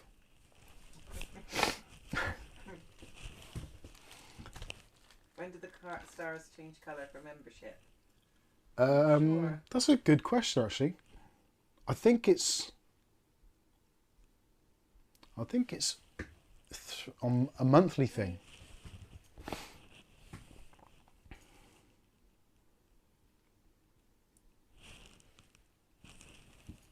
He's hiding up on the USB. I'm going to have him. Mike's unboxing PC cases, limited edition. I would be... The thing is, even printing a 3D case just takes so long. There's that fly again. Oh, he's on the other camera now. Or is it another one? There's two. There's one there and there's one there. I think 6 months it changes to yellow. Yeah, 6 months it changes to yellow. Then after that... Who asked that? Was it by Ali? Viali asked that, I think. He's Yeah. 5 months, so... Yeah, Viali, you're 5 months. So 6 months. So when it goes to 6 yellow. months, you'll go yellow from turquoise. And then I don't think it changes until... What was that? 13 months. Maybe 12 months it changes to orange. That flies back again. Oh no, he's settled over there again. Got any 12 month? There's only a No. 10 month and a 13 month. There we go. Rick Welly Bob. He's been a member for 35 months. Unbelievable. Thank you for your contribution and support. Shane says you need a huntsman spider.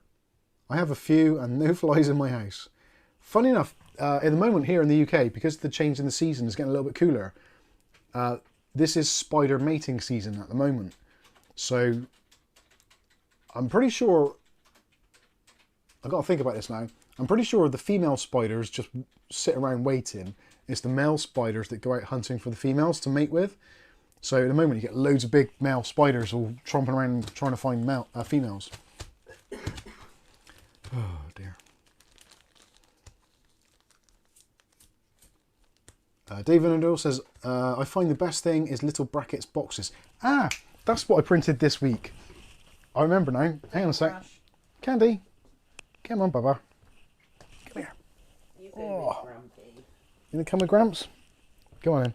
You gonna purr on the microphone so the ladies and gentlemen can hear you? We're gonna turn the light on. Boom, there we go. And let's grab our little box. There we go. You gonna turn the light out or shall I do it? Alright, I'll do it. Come on. Little Candy. She's been on an adventure with Gramps. There, Babs. There you go. Where are you going? Candy. You have to skulk off. You're alright, you're all good. Right, this Like I made this. lives, do you? This is a little storage box which goes on the Bamboo A1 Mini, and there's like a little channel which that fits into. So this goes on the top. And it's got all the little tools and stuff. So you've got your lubrication, you've got your little hex wrenches for disassembly. So you've got all your tools in a little storage box, which isn't quite big enough for the handles to fit in. So it could have been a little bit wider really, but yeah, that was cool. Little storage unit, custom made. That took about an hour and a half to print. It's ridiculous really. Did you make that yourself? No, just printed. It was someone else's design. Yeah, that was pretty cool. What's it for? Tool storage for all the little bits and pieces like the lubricants and bits. Pointless really. Could just left it in the box they came in. But if you've got a 3D printer, you've got to print out shit like that. I'm not Oxyma Bob. My cat has no tail. Was that through damage or is it Manx? Manx cats don't have tails. Or at least something. Oh, carry handle. I did that as well this week. I did the carry handle. That's what I thought you'd done. Yeah, I did the carry handle. I regretted it actually because the Bamboo Labs printer is kind of sort of beigey white and silver. Majority of it. A little bit of black to it. And I left the black filament installed on the printer rather than the white. So I printed out the handle and it wasn't until it printed it's like, oh damn, I've done it in black rather than white. I wanted to do it in white to match the rest. But then I thought after, actually it makes sense doing it black because greasy, dirty hands, eventually the white's going to go discoloured anyway. So anyway, there you go.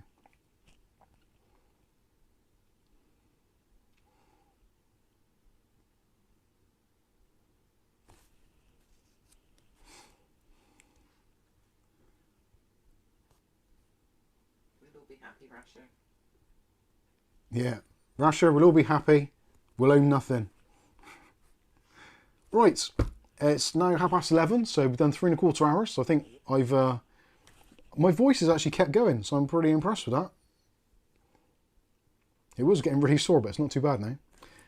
So that leaves me with only to thank you all for your participation in tonight's cacophony of case concoctions. You can tell I'm getting tired now, the brain's gone. Thank you all for joining us. Thank you all for your comments, your contributions, your continued support of the channel. It is much appreciated. I just read about Christmas decorations and I had a fear thing go past me then. What, that we might put our tree up? David's doing some Christmas decorations on his 3D printer. Yeah, I saw. Wow. We don't have a Christmas tree. No, we don't. So, yeah, thank you all so much. If you haven't already, smash the subscribe button and the chime notification for getting notification of future videos. Yeah, like, share, all that kind of usual stuff. And I think that is pretty much it. Massive shout out to everyone who's donated. And again, massive shout out to Arali for the keyboards, to Andy Archer for the RAM and the storage. Massive shout out to Colin for the huge contribution. To who else is there? I'll have to look, hang on. I don't want to leave anyone out. Viewer activity, where are we? So thanks to Mick Woods, Mark Gaines, Rasher, David Underhill, Welly Bob, Raj D, Jason Woods, Lucky Man, Raleigh again, and Rick again. So yeah, thank you all for your continued support and all that kind of stuff. Enjoy the rest of your weekend. I'll be in the shop tomorrow, so if you're planning to head over to the Discord, I'll put some links in for the chat. And also, don't forget, if you want to get yourself a mouse pad and you want to help support the channel, head over to Technically Stable. Links in the chat right now. You can custom design your own mouse mat with whatever you want on there. Entirely up to you, or you can do a Mike's Unboxing one. Choice is entirely up to you. Yeah, we'll try and get some pictures of Dave or something for you. So yeah, printers out at really good prices, and they've also got a sale on at the moment as well, so you can save a little bit of money. You could save even more using discount code Mike. So if that's appealing to you, please do. It helps out the channel. And I think that's it. I've been Mike. This is Mike's Unboxing Reviews and How To, and hopefully we'll catch you in the very next video. Have a great weekend, and we'll see you on Next Saturday. Whenever. We'll see you on the Discord tomorrow, probably. We probably will be working on Monday as well, so we might see you on Discord then. For those of you having a bank holiday, enjoy it. For those of you that are back to work, well, there's always next weekend. See you later. Ciao for now.